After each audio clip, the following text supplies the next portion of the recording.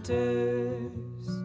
Forest elders breathe their last. I'll bring them. Hey y'all, Kelly Moody here. Welcome to the Ground Shots podcast, a podcast that explores our relationship to ecology through conversations and storytelling. I'm recording this on a cool winter day in December in Madison County, North Carolina.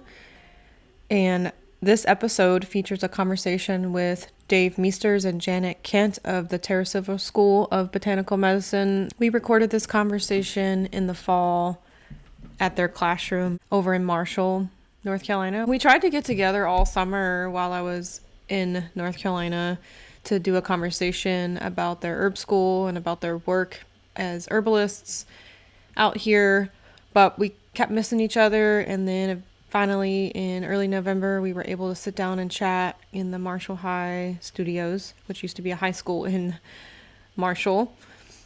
And there's a few herbalists and artists that have spaces there, so it's kind of a neat little spot on an island in the river there, and coming up and hanging out with them was really sweet for a few hours. They had some snacks and there was some really nice light coming through the window, and we kind of were hanging out with our shoes off on their couches talking.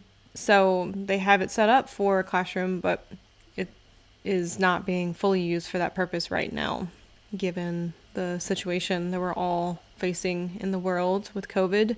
So Dave and Janet run the Terra Sylva School of Botanical Medicine, like I mentioned, also with the herbalist Jen Stovall, who's out of New Orleans, Louisiana. And Dave and Janet have a clinical herbalism practice in the rural area where they live out here in Madison County, and also more particularly in the holler where they live, and also sometimes in the nearby city of Asheville, North Carolina. So Dave Meesters grew up in Miami, Florida, and attended college at the University of North Carolina at Chapel Hill, and he moved to Asheville, North Carolina in the winter of 1998. In 2003, his formal herbal training began with an apprenticeship with CoreyPine Shane at the Blue Ridge School of Herbal Medicine, which is a local herb school here in Asheville, North Carolina that still runs. Since then, his experiences included organizing and staffing a free clinic in New Orleans in the months after Hurricane Katrina, and starting and practicing at a free clinic in Asheville's homeless day shelter.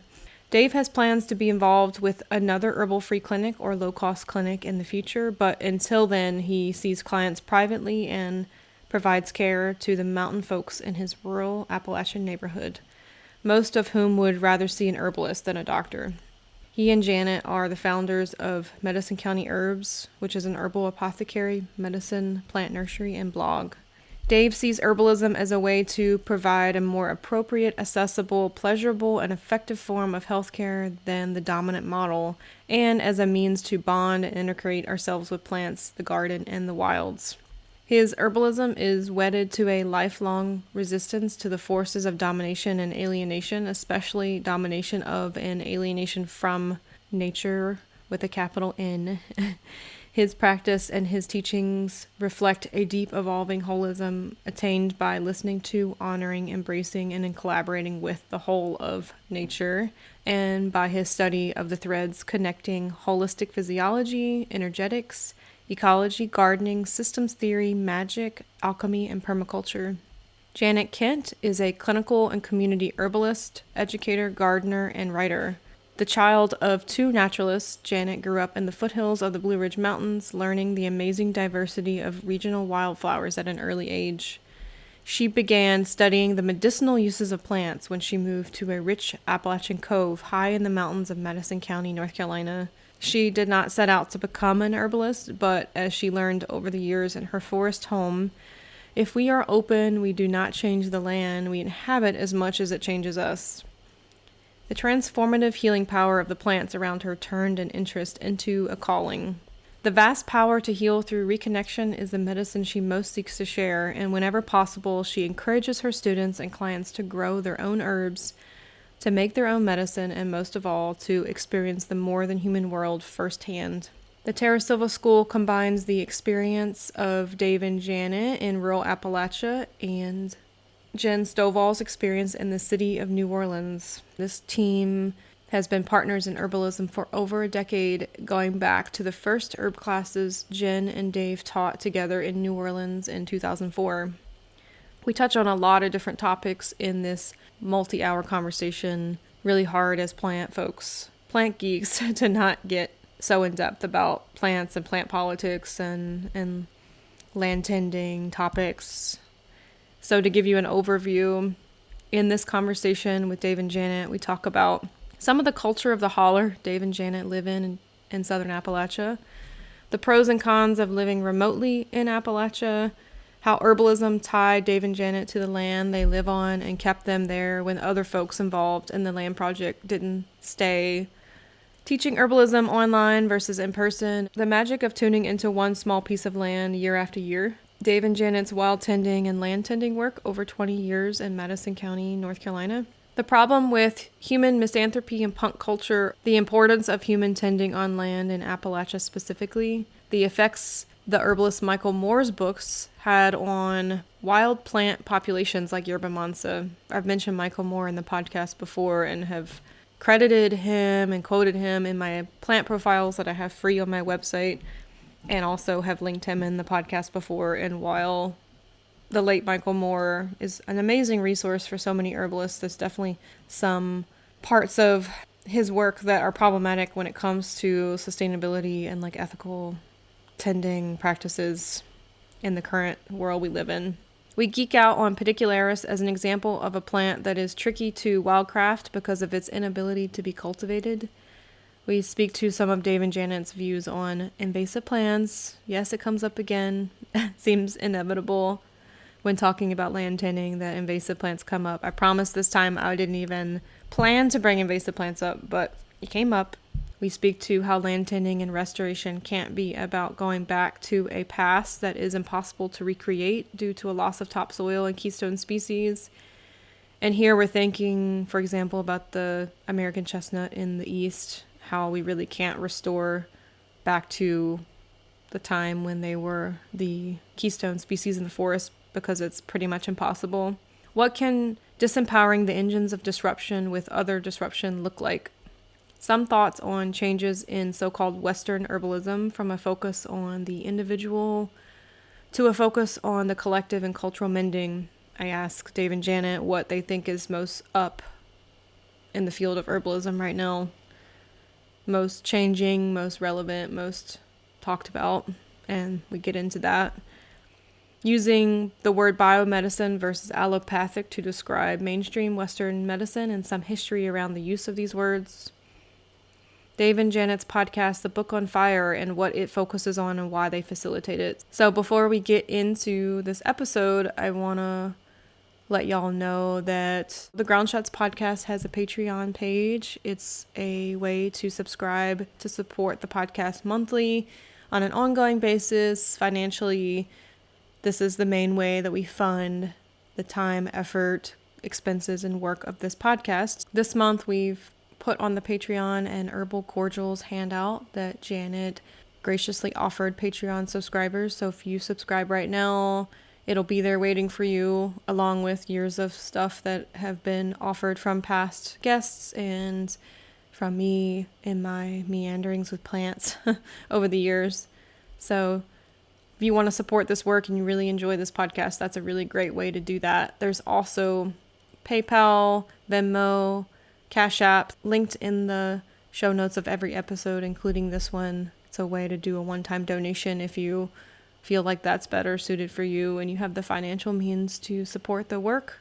So in this episode, I do include a lot of links in the show notes. So if you're there to check out the Patreon link or the PayPal link, you'll also find a link list. A lot of the episodes I did last year, I did a lot of research with the episodes and tried to put a lot of effort into kind of continuing to weave that web of you doing your own research on the things that we talk about. Some of the time that it would include academic articles or books or YouTube channels and things like that that are briefly mentioned or maybe focused on for periods of time in the podcast. So I kind of did that a bit in this episode. Dave and Janet offered some links, and then in addition to that, I offered a few other links related to things that we talked about. So go check that out.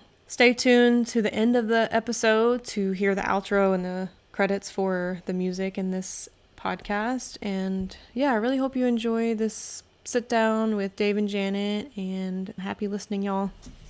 I'm Janet, and Janet Kent.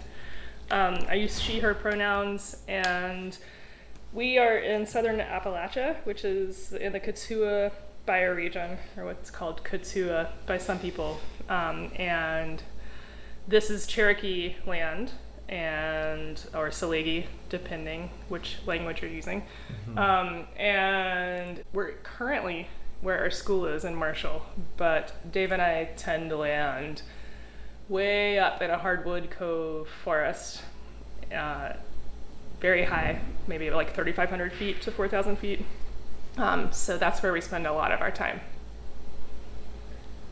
I'm Dave, he, him, and Janet and I, we live together it's in Madison County, North Carolina, so we're in Western North Carolina, and we have a school of herbal medicine, which is called the Terra Sylva School of Herbal Medicine. That is a project that it's me and Janet, and then our dear friend Jen Stovall, who lives in New Orleans and in Georgia part-time, who's the third leg of the stool of Terra Sylva. But we are, like right now, we are sitting in the Terra Sylva classroom, which is on an island in the French Broad River in Marshall, North Carolina, on an island that floods more and more. Looks like it when I rolled in. Yeah, right. Recent. With like more and more regularity because of increased runoff from development and climate chaos and all of that, unfortunately. But it's the beautiful old high school building of Madison County.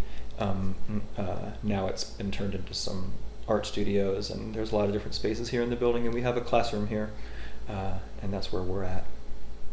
Oh, and I guess we should also say that we're also clinical herbalists. So we teach around plant medicine, but also we see clients and support people and just give away a lot of medicine in our communities, whether or not it's in a formal situation or not. We definitely are herbalists in our neighborhood where we live and support the folks out there as well. So that part of actually providing care is a pretty big part of what we're doing. Y'all have a lot of experience with that. It seems like y'all probably been doing that a lot longer than like teaching officially. Yes. Right? Yeah, for sure. Yeah. Seeing people in like in town too, like not just out in town is in Asheville is the in town, I guess you could say, but then out in the hills neighborhood and hollers or whatever you want to say is another whole thing. But yeah, I guess we've been seeing clients longer than we've been teaching. That's true. Yeah. Well, yeah, that's how. Hopefully, that's kind of how that goes. Right? Or not always. I mean, coming out of kind of like punk DIY culture, there can be an ethic of like, you know, punk Skillshares, like where you learn something on Monday and then you teach it on Friday. I mean, I went to the Blue Ridge School of Herbal Medicine and did an apprenticeship with CoreyPine Shane in 2003, and that was like how I got started formally studying herbalism. And I think it was like maybe less than a year later that I taught my first herb class at an info shop in New Orleans. It was just like a medicine making class, like how to make a tincture and you know, like a sap and stuff like that. So the teaching starts early sometimes, but I think that's part of it, because education is like a lot of what herbalists do, and just like trying to share the DIY kind of skills of like empowerment about like, you don't have to buy that tincture, you can make tinctures and things like that. But then teaching like clinical skills and things like that, you know, that's something that takes some time. But yeah, I guess we've been practicing for about that long. Yeah, I started studying formally in 2003, and like came out of like a DIY culture where there was lots of herbs around and people using herbal medicine.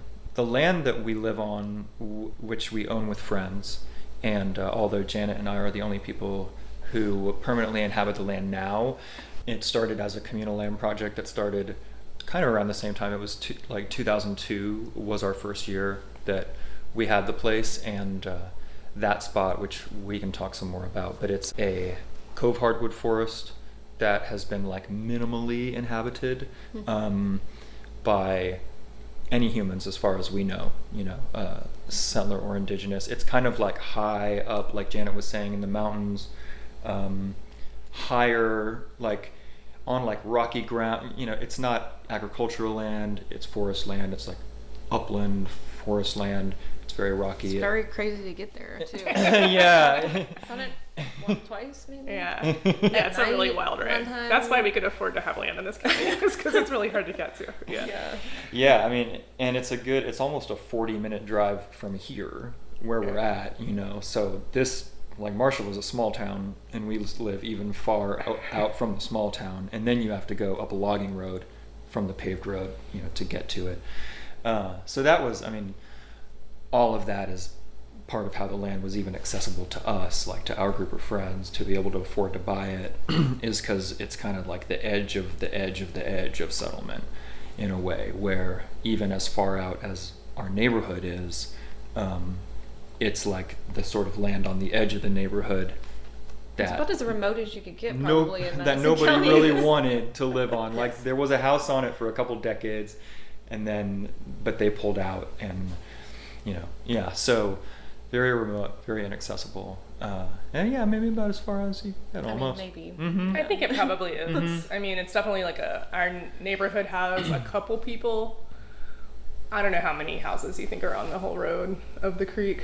It's like, but maybe 100 or something, maybe not. Oh, who live in the whole? Yeah, it's maybe 100, a couple hundred people. But to say that, like, you can count the number of people who weren't born and raised there, like, on one hand, you know. So it is remote, which has led to that kind of like preservation of culture and definitely mountain ways of doing things. It's definitely what is dominant there. But yeah, it's interesting. Up until like maybe people in their like 40s or like low 40s, everybody was delivered by somebody in the neighborhood, So most folks will be like, I was born across the street, like this person delivered me, or like whatever, they delivered so-and-so. And what I've always found super interesting about that is that there was not like one midwife. It was more like 5 or 6 people would know how to do that. And it would be like one of the skills that you would have, that you could call one of those people. But it's not like it wasn't incredibly specialized. It was more like some people do this thing, and that's who you would call on for that, which I just always found really interesting, because I think we have such a specialization mind, but in some places you can't just rely on one person if you're that remote, and you need to have backup if something's going on. So you can't have just there would not have been one herbalist, and there definitely was not one person who delivered babies, back then. And then things shifted and people started to be born in hospitals. However long ago that was, I guess. Yeah. Maybe not even that long ago, really. Not very long ago, yeah. Probably 40 years or so ago, something like that. Hospital right here. Yeah. Right? Yeah. Yeah, the hospitals are far away for them too. I mean, they have to just hope it works out. People go to Asheville for the hospitals, and it's an hour drive from the neighborhood that we live in, or from our neck of the woods specifically. It's about an hour. And that means it's an hour ride in the ambulance if you have to get picked up, It's like there's no place closer, really. Or there's like little urgent stations or something, but nothing. The like the holler, well, not our little holler, but the neighborhood that we live in is one of the last places in the county to be settled, by white settlers, partially because of its inaccessibility, and it's like one of the last places to be like moved into by outsiders like us too. There's very few people out there. Which is it's cool for us to be based in, like, for like a lot of those reasons, like the ecology of the land of the cove is just bananas. I mean, the plant diversity is really incredible, and it's like our land in particular is mostly like a northwest facing hardwood cove, lots of springs, hardwood forest completely. There's like really no conifers out there except a couple of shrimpy ones, and there's a lot of the iconic plants of like the eastern hardwood forests are out there, or they're basically almost all out there. It's like the Cohoshes and ginseng. Yeah, Yeah. right. And the Solomon seal and the It's ginseng country for sure. And it's high enough that there's wild angelicas and a lot of different. There's like 15 to 20 different tree species in the canopy. It's not like all like beech maple or these kind of like more specific ones that also exist out there. A lot of birch of all kind. It's really nice. And then like the human ecology is like pretty cool too, if you want to call it that. And it's been a nice place to be an herbalist in some ways or to be herbalists, not only because our relationship with the woods and the plants that's basically what made us herbalists. And allowed us to stay there, because a lot of our people we got land with, it was harder. Like to survive, you have to commute to go to work unless you have something you can live off of there. And we didn't become herbalists for money. For anyone listening, it's not really a good field to go into for that. But we did become herbalists, which kept us engaged with the rhythm of the land and kept us, made us be more entangled in a way that would be harder for us to leave, whether or not we had even started doing this as more of a public path, so... Yeah, that's an interesting point. I don't think we would probably still be in that remote a place if it wasn't for the plant communities there. You could just stay at home and really hone in and really get focused. And totally. not have to go out to deal, Yeah. And it's something that, it's like Janet was saying, there's a strong reason for us to be there, and we have formed a bond with the forest and the clearings and the fields and just all the things. And, like we were saying at the beginning, we bought our land with a bunch of friends, and now we're the only ones who live there. And, there, like a lot of land projects have a fate kind of like that. There's like a big burst of energy at the beginning, and a lot of people throw in, and you build a bunch of stuff, you put in some gardens and stuff, and then there's like the wave kind of breaks, and then people maybe scatter, and then there's an opportunity for, like a reboot or some other thing to happen after that. And I think part of what Janet is speaking to is that like the herbalism is, because it's hard to live there in a lot of ways. Yeah, it's very steep. We live off the grid. That's not super duper hard, but it's, like we don't have internet. We have solar electricity. We get snowed out of our land in the winter. And snowed in. Mold. Mold is huge. That's something this summer I was like, oh yeah. After years of being out west and everything stayed dry, mold free. Mm-hmm. I lived in a space this summer. I was like, oh my god, it's really hard. It's a fight. Like if you live off grid without climate control. Heck yeah. And that's still a problem we haven't totally solved yet at the land, where it's still ongoing. So you have to have like a good reason to be there, instead of someplace else. You're right, because it is going to be more convenient to be almost any place else. And for a while, just the community and just the idea of like a project or whatever was enough to hold people. But I think the herbalism has been the thing that, and maybe those ideals of like the creative aspects of having a land project are maybe a little bit more compelling for us too than for some of our friends. It's possible that there's, it's not just the herbalism that has kept us there, but it's big, for sure. Yeah. How big is the property? Like how many acres? I think 40. A lot of it's pretty inaccessible, like very steep mountain. So we inhabit maybe 10 acres of it or something, or... Yeah, there's a few acres, like maybe 5 or 6 or less than 10. That's sort of the more gentle part. There's no flat land. And then the rest is steep up to the ridge. But there's like national forest that's bordering. Oh, that's cool. And then the other parcel that borders us is like a big family home place from the original settlers. That's like a 200-acre piece that you have to walk like a half an hour to get to a trailer on it or something. So we're pretty. But there's like private. lots of woods around. It is very private. Very private. That's for sure. It's but- close to the Appalachian Trail, so that zone of national forest for now is fairly safe because it's a multi-state protection situation because, I don't know, I feel like we can't count on national forest staying national forest always. But when there is like some, honestly, like tourist-related reason, Like the Appalachian Trail is supposedly a historic corridor. yes. No, they were trying to get rid of that in Virginia. With the Oh, really? pipeline. Yeah. For the 'cause it was pipeline. going to go under. Oh, Right. they needed to for Yeah. the pipeline. Yeah. Right. Yeah. I So don't- what yeah. is safe? I'm not sure. It feels a little safer than some parts of the national forest. We'll see. Because of that. Yeah. Yeah.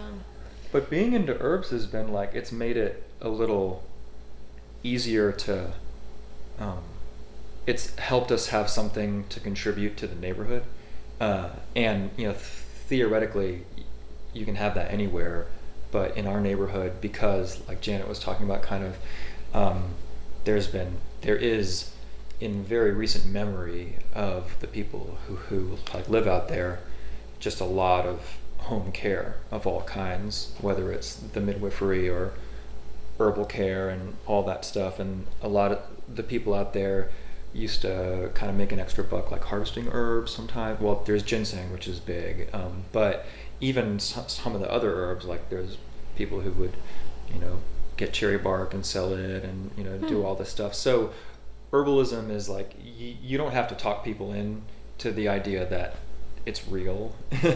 And, you know, those folks, like a lot of them, that they definitely go to doctors and people are on a lot of medication or something, but they don't love the doctors and they're really into They're definitely not the treated herbal remedies very well in the biomedical systems in general. They all have pretty thick accents and are just not treated well. Talked down to, don't have things explained to them. I don't think that's probably true for everyone they interact with, but definitely some people I've worked with out there, I'm just like, I don't know what just happened to you, but this is not a really strange choice this person put you on, you know? So there's a healthy distrust of that system. And because access is pretty recent for a lot of them, but that hasn't stopped. Yeah, a lot of them are on so many medications for sure. Just depends. But I would say that like, there is like a love of herbal medicine because it does feel like something that was on the verge of being lost within our extended community there. And so it is really nice because in that scene, like people just give to each other all of the time and people give each other canned goods. They help each other in the garden. People will drop off firewood or canned food or like even like deer meat if need be, if someone has been hurt or can't do that for themselves that year. And so and people will bring us gifts, and especially when we were new to the neighborhood, or people bring moonshine or canned goods to like trade for medicine. But it's like, it does give us something to give back, which is a point of connection. Which feels really good. And reciprocity. Because also, honestly, like they all just know so much more about surviving in the mountains than we do. And so it's nice to have a little bit of something to give back for that shared knowledge, for sure. Yeah. Because they've really got it down because it is hard to survive there, and they've done it for a long time, you know. Check on you when there's a big snowstorm and stuff. Sometimes people drive up in the snow and just see like how it's going. People like to ride around in the snow, but yeah. People do think about us sometimes, but just all the things. I mean, there's all kinds of things, from like fixing up the road, like working on it, or even just like getting the chainsaw running again, you know, like all that stuff that I'm like, oh yeah, like, you know, and then like our neighbor is just like, oh, here, you know, and does, but all the things, and giving us like taters to plant and giving us like, you know, seeds and garden tips and stuff too. Yeah. You know, like, I mean, they just really, everyone out there has to garden with very little sunlight in depleted soils. I mean, they use different methods for that than we would, but definitely I'm like, oh wait, everyone's putting out their taters right now. You know, like, okay, they all plant by the science pretty much. Yeah, which is pretty fun. Which is too. cool. So learning that stuff from them too is awesome. But yeah, I feel so grateful for the plant medicine part of our lives to help us be more like relevant, but also like relatable in our community, because we are not only outsiders, we're probably also pretty weird in other ways, you know? Yeah.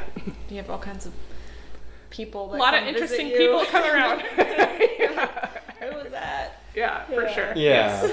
Yeah, we're from like a pretty freaky, kind of scene and friend group and stuff. And we've had like parties with like loud, booty jams and stuff out there in the woods, amplified. Yeah, people showing up like in total regalia for like a night at the club or something. But it's like in the woods, in the outdoor kitchen.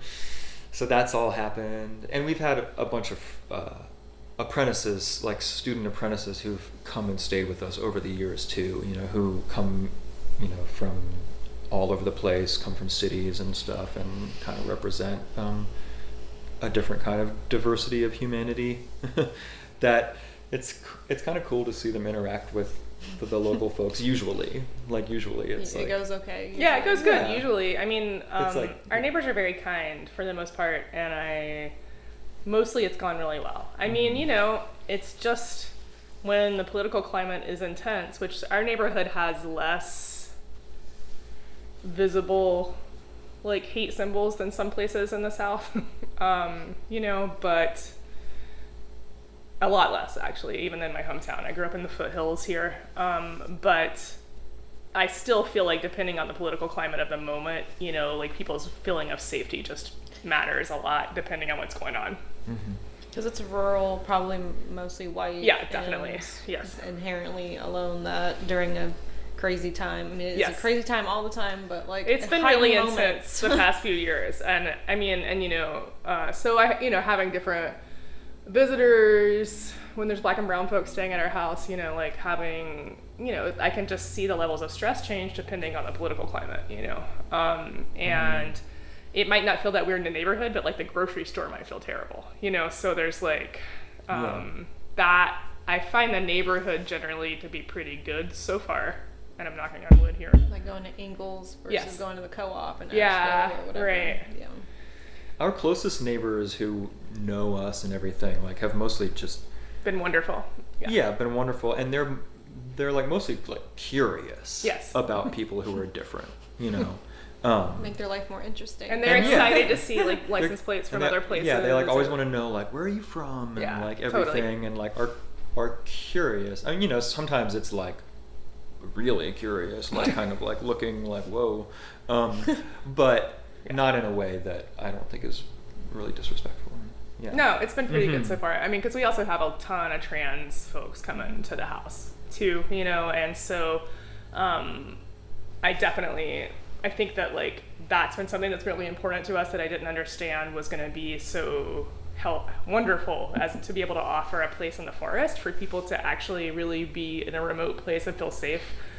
For all kinds of folks don't get to have that, and so many people have talked to us about just feeling like, wow, thanks for this opportunity to feel safe in this far out, and I think that I just am really grateful that our neighbors have made that possible too, and I mean, it's not like I explain who everyone is to everyone or something like that, but people are visibly different to people, sometimes. Mhm. So, yeah. But everyone gets a ride up the hill on the four-wheeler. That's true. It's like that's true. The neighborly, kind of ethic. Your neighbor does it for people. Not always, yeah. but sometimes, yeah.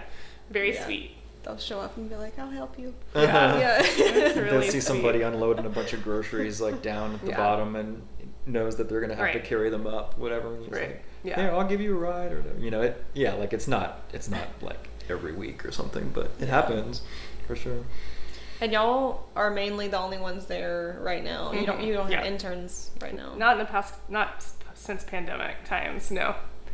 Yeah, I don't know. We're going to have some help next year, but not live-in help. I think there's some folks that are going to do some work trade with us to get some mentorship, like a little bit more advanced care and attention to herb stuff that's a little more than we get in school. But yeah, in general, we're in the middle of this pretty big construction project where we're building a library, apothecary, museum that is huge. It's the biggest building on the land, and we're on the home stretch, but Huge for us. It's been a couple year thing. It's- right? Yeah, years. it's been many we've been working on it for like 5 years, but it's Yeah. basically it's close to done.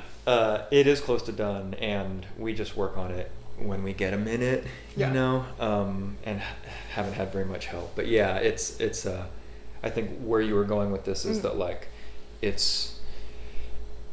the goal is to like improve the infrastructure on the land so that there's so that it's a little more hospitable and just like easier space to inhabit for people who come and live out there, so that there's like a common place to be in that you can heat, because right now it's like there's all these shacks on the land, and some of them they're not even closed in, like they don't even keep the bugs out, and if people are out there in April and it's like snowy and and then there's the outdoor kitchen which has no walls, and so but this will be an indoor space that's heatable, a bigger apothecary space to work in with like a kitchen and everything, because we still have our herb apothecary in our like 400 tiny 400 house. square foot house. I mean, not tiny house trademark, but it's a small house.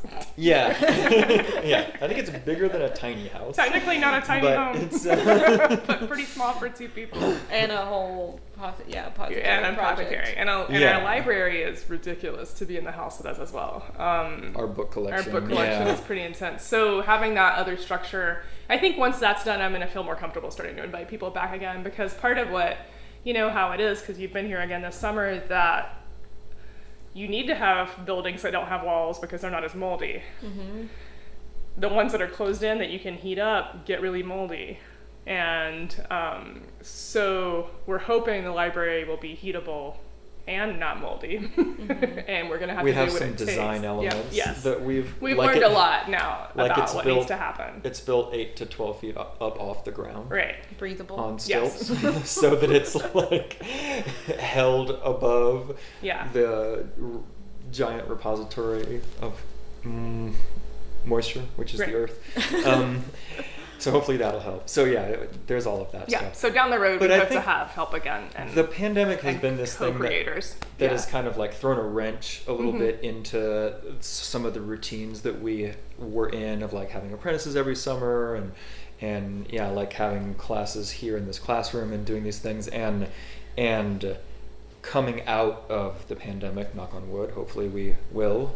I think we're like, we're taking this opportunity of a break to like think about how we want to do things going forward, but we are very interested in still sharing the land with others. And we have ideas about different ways to do that. And part of it has to do with this building. The building is supposed to be like it's been a bottleneck. It's like the linchpin of the new plan, I mean, also people just need internet more than they used to, and especially in being out there and feeling isolated, and so like we're gonna try and get some internet in the building and stuff like that. So there's just to be that isolated is really jarring for people who are used to like having a lot of virtual connection, so y'all don't have any internet in your shop? We have it through the phone when we have a booster on, but that in certain places on the land. Okay. So not the high, you said you can't do Zoom at your shack. Nah.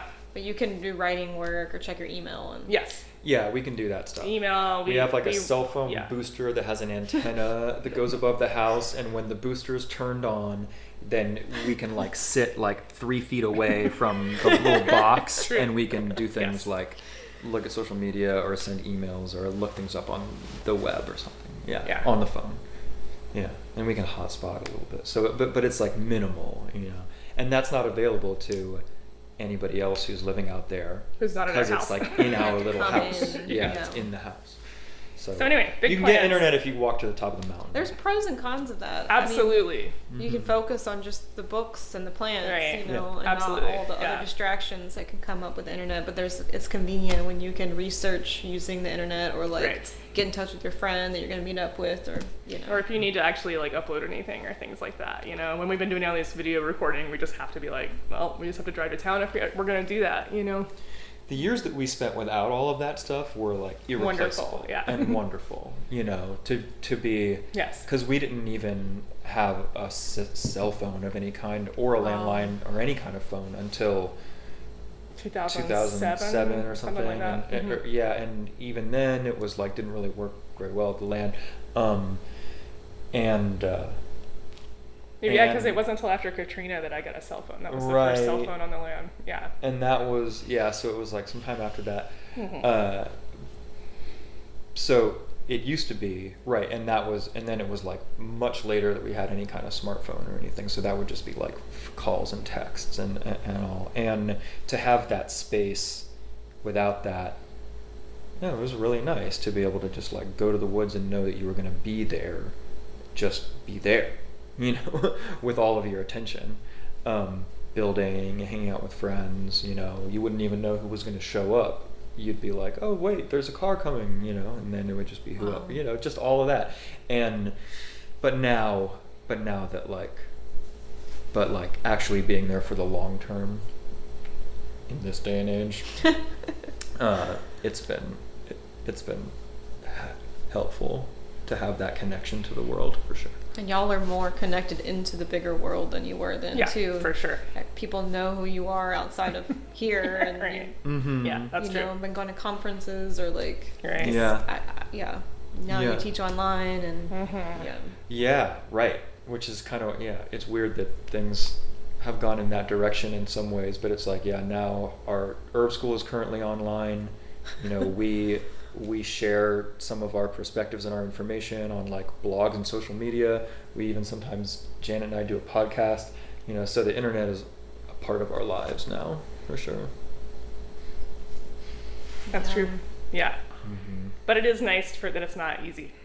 Yeah. I gotta say. Then you don't just do stuff that you are wasting time on. For sure. Or also like, it makes you, if you have to actually turn the booster on to do something, it really makes you aware of like what you're doing.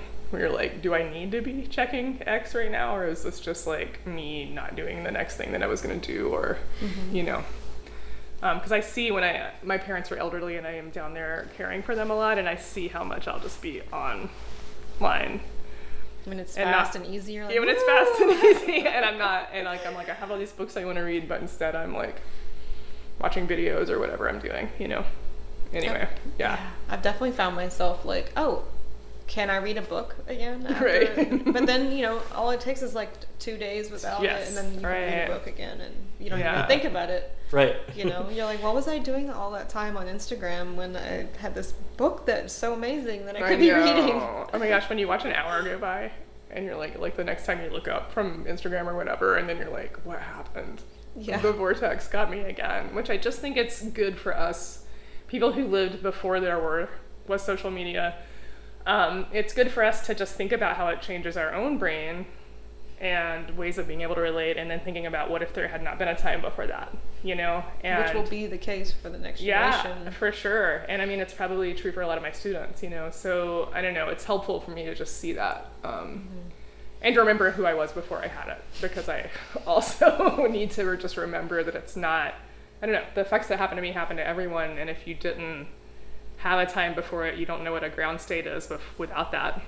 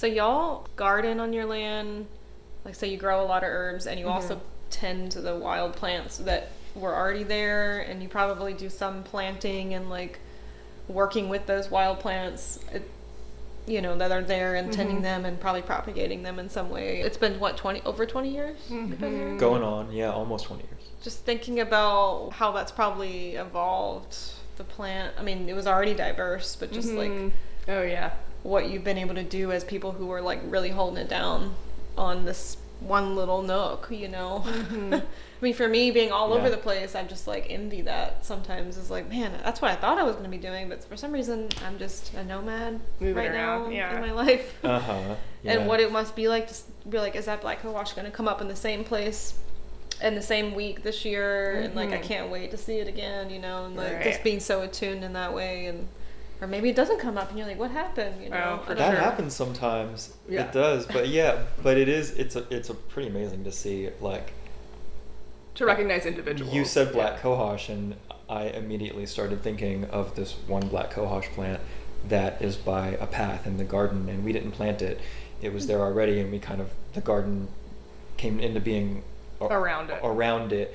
And, we have watched that plant for almost 20 years come back every year. And there was one year that it kind of like came up, it was like last year it came up in, I'm thinking of the one by the, you know which one, but it came up and it was like hung up under something as it came up, and its stem broke and it didn't get to be last year. And we were like, oh no, because they are a very regal individual. That's the queen of the garden for sure. Queen of the garden, and they become your friends. You look forward to seeing every year. Because a lot of those woodland shade plants, like the rhizomatic plants, have like they have no lifespan. It seems like they can just live for a long time, forever. I mean, I don't know if that's literally true. Well, there's definitely blue cohosh in that same area that are like easily 40 years old when I've had to move them. I will have apprentices and I'll be like, this is 10 years older than you, because we'll count the nodes, the growth tips, the scars from the past. I would say that like one really important lesson of living there for so long and tending land and being relationship is like you actually really get to see that. I think when we first got it, I would just be like, it's obviously very hard to cut down trees. And that's heartbreaking, and you don't want to always do it, but like seeing that there are ways to be in relationship where humans can be habitat creators and co-creators and actually like help, in ways, because in places where we have made fork clearings, we're able to do a lot, and all of these forest plants that were wanting more sun are doing amazing. Like there's some dwarf larkspur in front of our house that there was always a little bit, and now it's just taken over the garden in the spring. And they are so excited to have sunlight, and then also spikenard, which is one of our favorite plant friends, loves the edges and loves that. And so like thinking of humans as more like beavers or something, or someone who actually we're not as cool as beavers, to be clear, but to be able to like think of people as more human people, as people who can actually like create more edges and more kinds of zones and more ecological diversity by putting in waterways and bogs and just like making a lot of different habitats, which is something that we definitely learned from Joe Hollis and his paradise gardening way of living, which is that, try to grow as much as you can, as many kinds of plants as you can, and then you will be adaptable and able to respond to all kinds of different problems. And also you're just creating more beauty, more habitat, more kinds of pollinators and other kinds of animals will show up. And so if we're in relationship then, which is something, this is all stuff that's like when indigenous people are allowed to actually lead land management and do their own land management, this is like what happens. But what I will say is I think that when you're a settler and you're raised with a certain amount of, and you come to understand colonization and understand your place in it, then there can be a lot of guilt, and it's easy to conflate the species with people living under capitalism. And so Who are inherently only doing bad. who are or only doing can do bad. Right. And so I think that I definitely had a big healthy dose of that. And also, you know, I mean, I have to acknowledge too that like I was a punk, and punks also can be pretty like humans suck, you know, like just like misanthropes, which I get reasons for that, but also it's still conflating the system with the people who are dominated by it, because we are also dominated by the system, even if we have relative privilege to other people, and even if we are in ways very much a part of the system as sellers. So I think that when I probably first went into relationship with the land, I thought that humans mostly could do harm, that if we were changing anything, then it would be for the worse, and that we should really tread as lightly as possible. And so now in the past few decades, there's more and more scholarship and just even popular books coming out about how actually like tending the land is intervention and its relationship, and a lot of plants co-evolved with indigenous land management, you know? So now I'm like, oh, this is what happens if you actually clear out the saplings in an area in the forest. The herb layer is doing better, you know, which would have been done with fire in some places before. Or this is what happens when you create more edge zone. Now, compared to when we moved to the land like 20 years ago, there's so many more kinds of birds. There's so many more warblers and other edge lovers, you know? And so watching... Even got a cardinal. Oh yeah, a pair of cardinals in there, which are not... That's not rare in most places, but they were rare where we live. Yeah. They're there now. They're there now. We had to attract them. Yeah. we had to do it just right.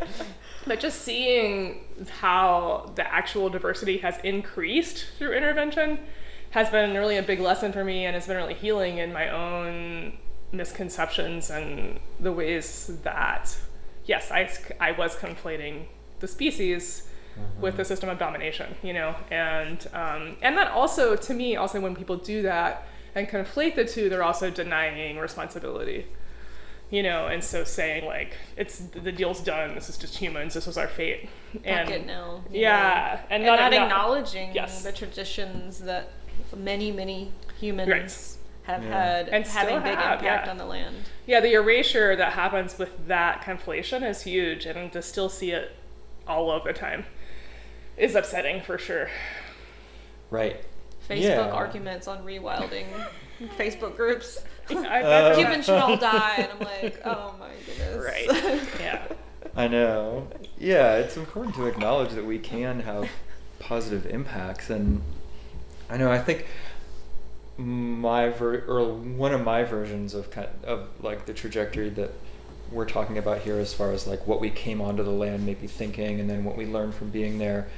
I discovered permaculture shortly before we went on the land hunt, and came into the picture being very like, all right, like, you know, like a new kind of convert a little bit. At the same time as I share like a lot of the maybe punk rock. Well, I've never been that much of a misanthrope actually, and I would fight about that with my punk rock friends, but was excited about like this being like a permaculture site or something. I'm still engaged with permaculture as a design philosophy somewhat, and I draw some inspiration from that, and I have some connections there. But permaculture as like a design thing, it's kind of based around the assumption, this is almost like a gripe of mine in a lot of permaculture books, the assumption is that you're starting with a lawn, and then it's like, what are you going to turn your lawn into? Clean slate. You know? Yeah, or something that's basically like a maximally disturbed habitat. And we're in a place that's like, I mean, it's not pristine anything, but it's some woods that have been repeatedly logged, selectively logged, and what we inherited from previous tenders or whatever was a cut over forest with some clearings that were left over from the logging, you know. And I think along the lines of what we've been talking about, like one of the things that has been really astounding is just to see how even when we, and this has to do with the vitality of the land, like being so vigorous, and so just like the land is so vital. I mean, going back before it was settled, like it was pasture for a while, and now it's grown back up into woods, and there's trillium and black cohosh and everywhere, and land that used to be pasture. You know, like that's really amazing. But the even when we tried to establish like a herb garden, like a medicinal herb garden in one of the clearings in the land, it's like what we have planted in there is kind of dwarfed by what's growing wild in there. You know, and we could get in there and try and just make it a more clean slate for the stuff that we're trying to grow, but number one, there's no real reason to do that. But what has evolved from that attempt of ours, you know, to create our garden, our herb garden, we kind of have two gardens. Like one of them is more annuals, and then one of them is more the perennial herb garden space, and is like this weird hybrid where there's like all these native plants, like Janet was saying, the delphiniums that are like have multiplied, and yeah, like a lot of the woodland plants, if they get enough moisture, which they do, and as long as the soil's not disturbed too much and they have some mulch on them, they love the extra sunlight. And Black so cohosh can go and either so way, yeah, the right? black cohosh and the spikenards and the Solomon seals and the wild yams and everything, it's just like they grow a lot and they flower and they make a lot of seed, and it's cool. And then we have our plants in there too, which like we've introduced a bunch of different non-native angelicas that are like naturalizing in this one clearing, and so it's like a crazy angelica riot zone. Yeah, but there was like one sassafras tree that grew in there that we cut, but it's just like sprouted back from roots everywhere, and so now we have a weird like grove of sassafras that like kind of moves around in the garden as we like cut different parts of it, and it comes up like over here. And the elder does the same. Like the elder is just like wherever we let it be. The choices every year. Kind of everywhere. Yes. So there's like this weird relationship where it's like, yeah, we've introduced so much, and then what was wild in there before is like still there, and it's like this dance that's happening with all of the different beings that are in there moving around each other and interacting in all of these new ways. It's very cool, and definitely not something that you find described in any permaculture books. Everything seems so like clear, like you got to put your zone 1 exactly like this, zone 2 exactly like this. Yeah, but right. I mean in Appalachia especially, everything wants to grow in everything. It's so true. And there's so much diversity, like the edge zone, the deep forest, like you never, I mean, you don't really know what's going to happen sometimes, what's going to come up, and like you can cut back everything and then it'll all come up again, and it's just it's so different than so many other places. And the seed banks that are in the soil are just wild. I'm like, wait, you're growing here? Okay. It's really interesting for sure, and it's something that like you just have to get on it and really learn it, but I am really excited about the potential for people to grow those forest plants to take some pressure off the wild harvesting, for sure, because I do think there's over-harvest of a lot of those plants, not just for individuals for their apothecaries, but there's still like so much black cohosh sent to Europe every year. Like, I don't know. Have you ever met Laurie Quisenberry? Yeah. I think at the last herb conference that we both were at in Durango, and she's been on the podcast number. Oh, cool! That's what I was wondering. Number cool. 2 or 3, episode 2 or 3. Oh, awesome. Cool! Yeah, because when she talks about like the big warehouses of black cohosh just rotting, so like you're just like, what? Because I think that like we can sometimes forget. Each of us is very responsible for our own harvesting, but also I think that happens a lot in the world that we live in. The emphasis is more on like individual choice and consumer habits rather than like the big network. Like if we don't stop that harvest, then all of the individual herbalists digging black cohosh is like a drop in the bucket compared to that harvest, where there's like a warehouse full of it is rotting, which doesn't mean I don't think that each of us needs to also have a perennial relationship with plants and ideally be just growing our own forest plants, which we can do, or work with someone who is. But at the same time, I'm like, that is bigger than that.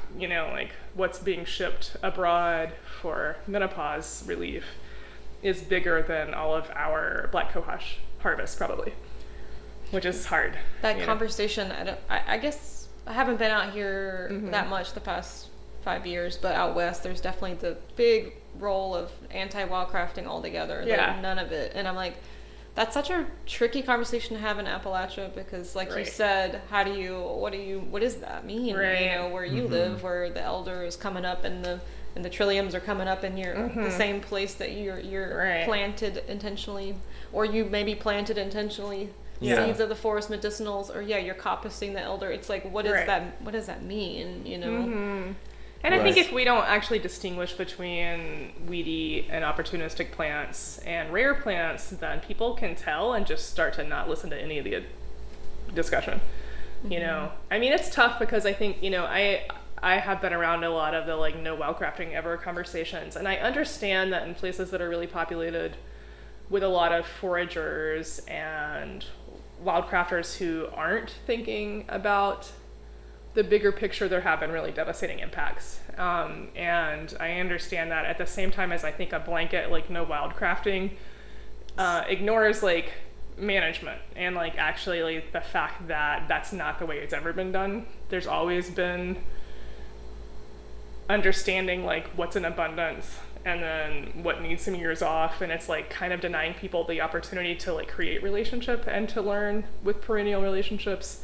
And when there are issues with a lot of opportunistic plants that aren't native that could use harvesting for the rest of the plants could use that support, then it also makes it seem like that's not an option either. Depending, So I don't know, the context seems really important, you know? In our school, in Terra Sylva school, especially now that we've gone online, which has just been this past year that happened, but so now like this past year, we've had students from coast to coast, and you know, as far south as New Orleans and as far north as like Nova Scotia, and so it doesn't make a lot of sense for us to teach like very bioregionally specific plants, which is what you did when you were just it was part of what here. we did. But that has actually just been a continuation of a trend that we were doing in school already, which is just to emphasize plants that are and can be grown, you know, cultivated and can be grown in like a wide variety of bioregions, you know. So like, you know, like talking about fennel or skullcap or holy basil, or like these plants that can be had through cultivation really abundantly. And I think to like focus herbal education and like stocking apothecaries on those plants that are either like wild and weedy and abundant, like goldenrod or something like that. That would be like one example of a plant that's not really cultivated, but and then the ones that are fairly easy to grow and adaptable, especially as like herbal medicine is finding more and more applications, it seems like every year, and people are doing, we have a lot of students who are involved in like herbal mutual aid type projects, and so they're like trying to, you know, give away a lot of medicine and do these things like that, and so, and like when you need a steady supply of something, you know, your like very bioregionally specific well-crafted thing, it doesn't make sense to like incorporate that into the formulas that you're making like large amounts of and stuff like that really either, you know. So these are the types of conversations that we have at Terra Sylva a lot, in addition to a lot of just like wildcrafting type of lessons around asking yourself all the hard questions about sustainability and whether there's like an herb that is not so precious that I can use this for and stuff. And then also I think what we haven't mentioned yet is like all of the practices around having, if you're like wildcrafting, especially like the root medicines that come from the woods and stuff like that, having perennial relationships with the stands that you might be harvesting from, and making sure that whatever you're doing is increasing the population of the plant rather than reducing it. I mean, that's the minimum, you know, is just, and there's all kinds of ways of doing that, you know. Depending on the plant. On the plant, like rhizomes can be divided and you can plant back, and you know, you can spread the seeds, like you can bring them into the garden to where they can like grow faster or something and then plant back into the wild, and we talk about all of that stuff too. So I don't think it's good to have a black and white attitude towards wildcrafting, I think. If only for just the kind of like harm reduction like reasons that like if you just say no, well there are going to be people who are going to be wildcrafting anyway. So so like the conversations about like what are the best practices, are also important to have. We just said no altogether, then yeah. that conversation doesn't come up because Right. it's still within that same mindset of like we can only do harm. Right. Mhm. That, Totally. that it touching the wild plant is gonna Right. hurt it, and I'm being a bad white person if I do that. You Right. know, versus well, how could I be someone that now engages differently than like what our mainstream culture is saying, which is the taking. You know. Right. I mean, I would also say that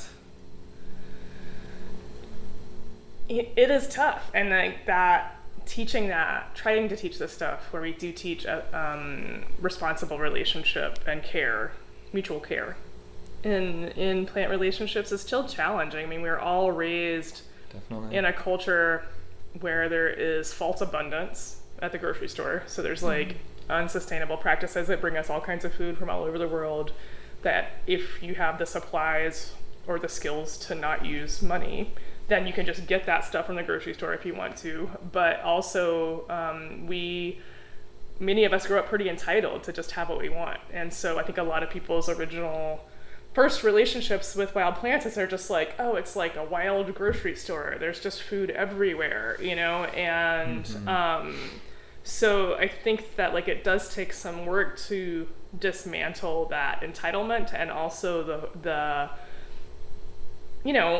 people on this continent, the settlers that came and were here the first few hundred years, like really didn't understand that something could go extinct, that you could get rid of a species, that something could be overharvested to death.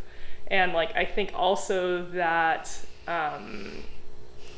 we can continue to not understand that reality, that even if it looks like there's a lot of something right now, there could be much less of it if all of us are harvesting it, And I guess I'm saying that to say that we still have to continually like question our sense of entitlement to wild harvesting, So at the same time as I think we need to have the more complicated conversations where we talk about ways to interact that are less extractive and actually generative, which is what needs to happen. Yeah. We do just need to be careful, and I definitely have had these conversations and really thought I've gotten far, and like that we're in it with the students and still, see questionable decisions made. That I'm like, oh, Right. We talked about this. Okay, so this is just to say that like I'm hoping that we're creating a culture with everyone who else is talking about this where we will always be questioning ourselves and asking the questions and not just feeling entitled, at the same time as I think that learning, tending, and like right relationship is like what is imperative. It's still just it's challenging when people are like on a road trip and really excited to be around a plant they haven't seen before, but they have no idea what that population looked like the year before or the year before that, So, and I say this as someone who like we studied with Michael Moore and did his distance learning program when he was still alive, and I love Michael Moore, but he definitely handed out some very good manuals for going to wild, where to find the plants and how to pick them. Rare plants. And so I've done using strong ass alcohol. Press upon people. Yes. Which that's a practice that we continue. The Some strong people ass do, alcohol some people for don't. the Yeah, teachers, that's but yeah, that's true. but he didn't. Yeah, He doesn't talk about the He has all these ecology amazing field guides. or the ecological niche or like limitations. The context for any of the plants, The other than context. like weird, funny jokes about them, maybe, or Yeah. He's sensitive. I mean, he was very ecologically like aware, but didn't really impress upon his readers like a strong sense of like wildcrafting ethics. No. And so Unfortunately.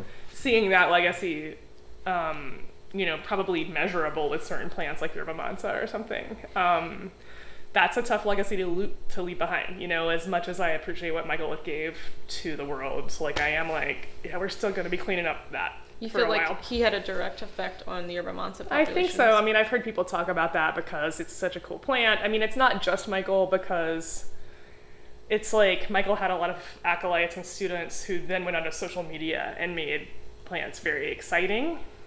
And then the two together was meaning like it wasn't just who was like bothering to sit through his amazing but very long rambly lectures. It was also like who, you know, like I put one thing up about here's this amazing plant, it grows in your hot springs.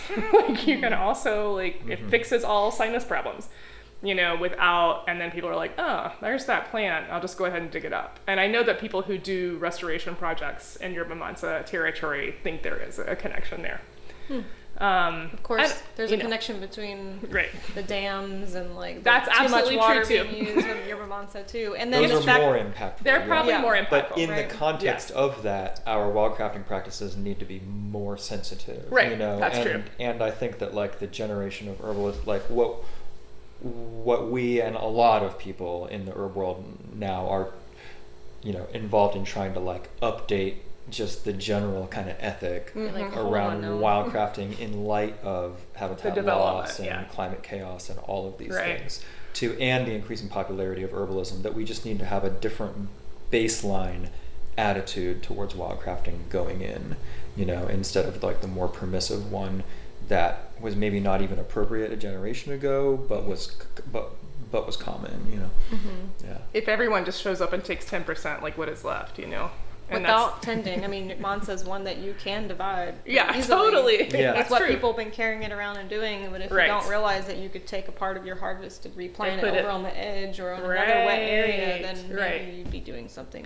And how much different would it have been to actually include that information, you know, in the book? More, P.S. Put some of it back in the ground in another wet spot. It's really, you know, and like it's just like a testament to like how many fewer people were going and finding it and doing it at that point or something, but also because you don't even have to be an herb student now to be interested in identify plants and harvesting them. It's a lot of people, but just adding a couple sentences around, you know, perennial relationships encouraged. You can plant it back, don't take the whole thing, you know, or grow it yourself. Very easy to grow. I definitely have friends who've grown them and just like in wash tubs in the right climate, and have gotten a lot of medicine off a couple plants, you know. There's a friend of mine around here that's trying to grow it. Oh, cool. Yeah, and in a wet spot by the tub kind of thing. Yeah. I don't actually know how cold hardy they are.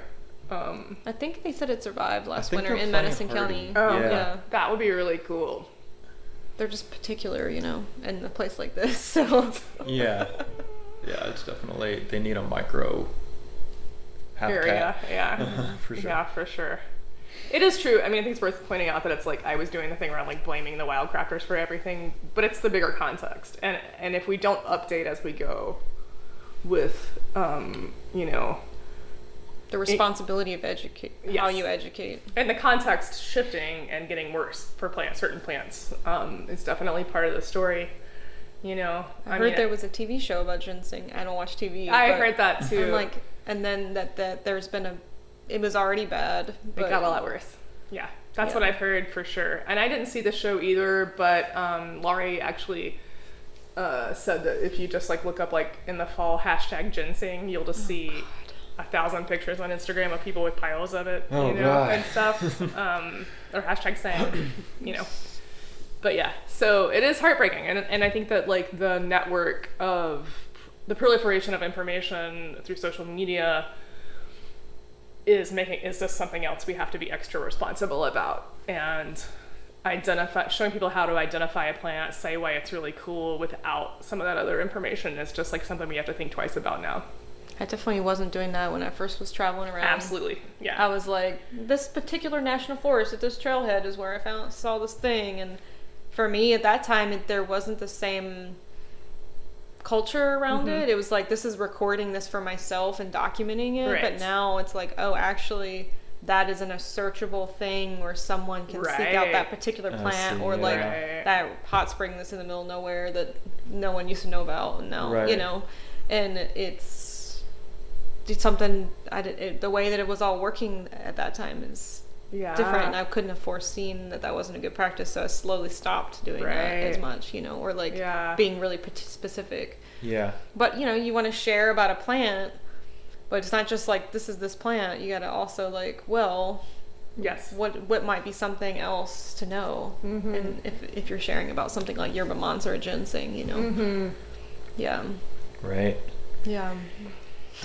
right. And there's some plants that like I don't think I would talk about on social media at all, I mean, or just, there's a couple I could think of that I won't even say here, just that I don't want to get people too excited about it. Yeah. I mean, if there's, if it's people who I'm in relationship with who live, then that's a different thing. But, so like there's different levels. It's like concealing the location of plants or stands, but sometimes even taking it to just like keeping your lips shut about a plant sometimes, I think is a... No, I'm like, I have this one plant I was going to mention. I'm like, I wonder if it's one of those. I was thinking of Pedicularis, which here there's just one species here, right? And out west, like in the Rockies, there's so many, and in the high mountains, like near California, or in the foothills of California too. But a lot of people don't know. I mean, if you're into herbs, it's medicinal, but like it's not as commonly known. But I think it's one of those that I would be worried about becoming more popular mainstream, I don't really know how you would best tend it because of the way it grows. Yeah, they're really interesting in that way. We're lucky to have them growing where we live, the canadensis, for sure. And they do have, I think part of the education is just around that they can't really be cultivated, that they, even moving them around our land has not always worked very well, honestly. Like, I've heard other people have had success with that, but we've not managed to even just like be like, we have to build something, can we move this 20 feet? No, not always. So I do just, when I do talk about it, I educate around that, because I've definitely seen people just dig it up and move it, and then it's going to die. So some level of education can be around not, that you can't actually dig it up and bring it home. And also that you don't need the roots, because I've also seen people posting about tincturing the roots, and I'm just like, well, they may have an effect, but you don't have to do that. But it is one I'm a little bit more quiet about. But also it's been interesting living here for so long, because, there's been so many herb schools, so many years of herb students just come in and wipe out. Yeah, and the area, those particular patches that are close to the road over in Big Ivy and stuff have been pretty decimated. And Juliet, I studied with Juliet Blankensport. Right. She actually didn't even show us Pedicularis. Oh, wow. Because she was so mad about seeing a patch from the year before that year. Really she was just like, I'm not even gonna give you Materi Medical on that one and show you it all. Totally. And then some student from the year before was like, did you go to the Pedicularis patch? I was like, what? No. What plant are you talking about? I didn't know. I didn't know that plant then at that time. So I was like, what is this plant? It sounds cool or something, but she didn't even show us at all.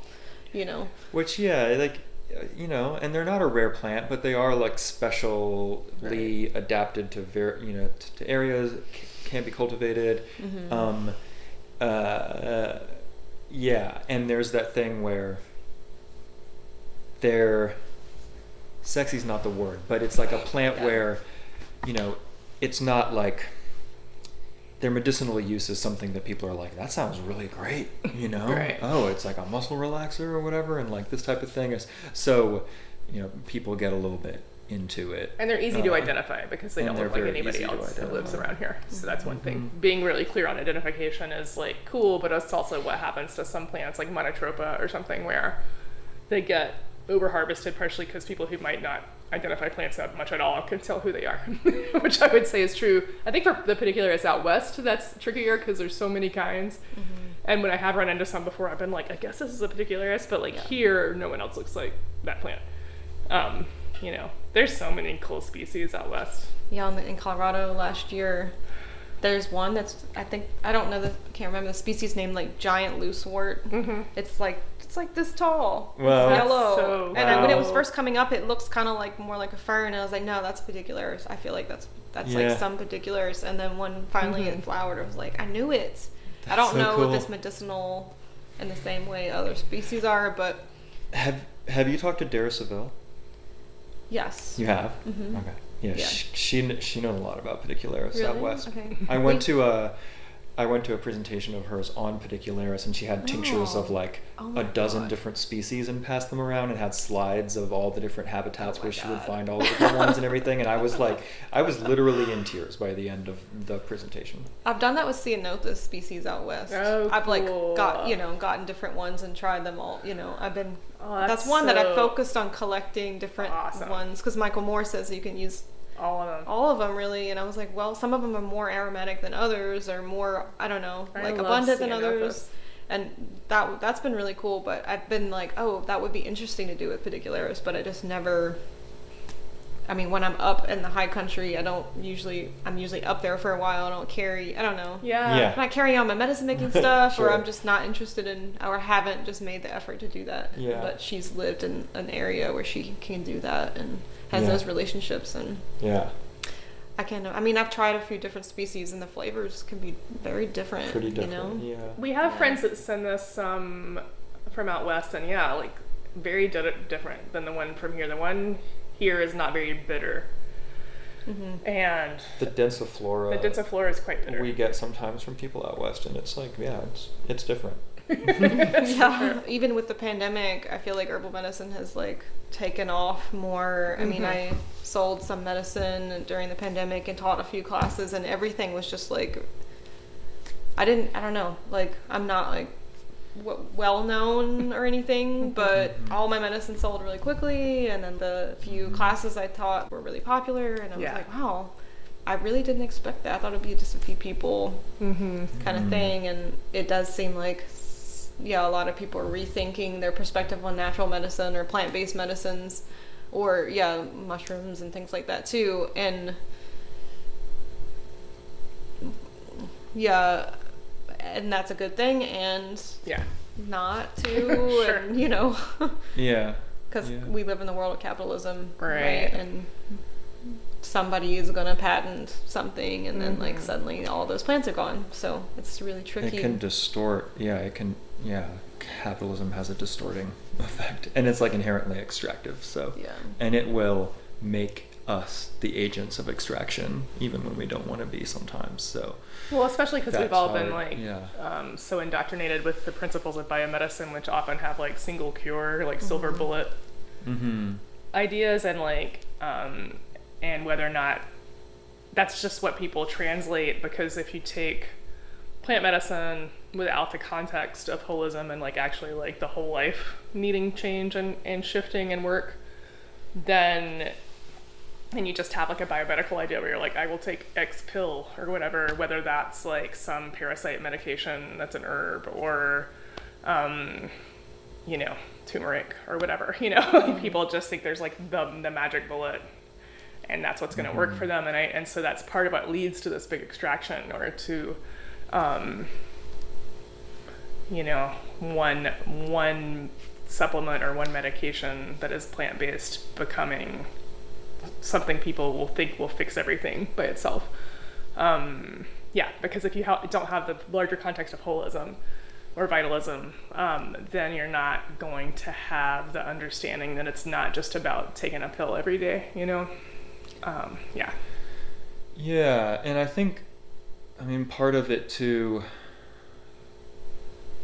because this is a thing, right? Like working within, we have this capitalist system, and working as herbalists, and like how can we be within it? One of the visions, and maybe you can help me articulate this, like that we try and work towards with our work is to use some of like the language of the day, like shorter supply chains, and having like some more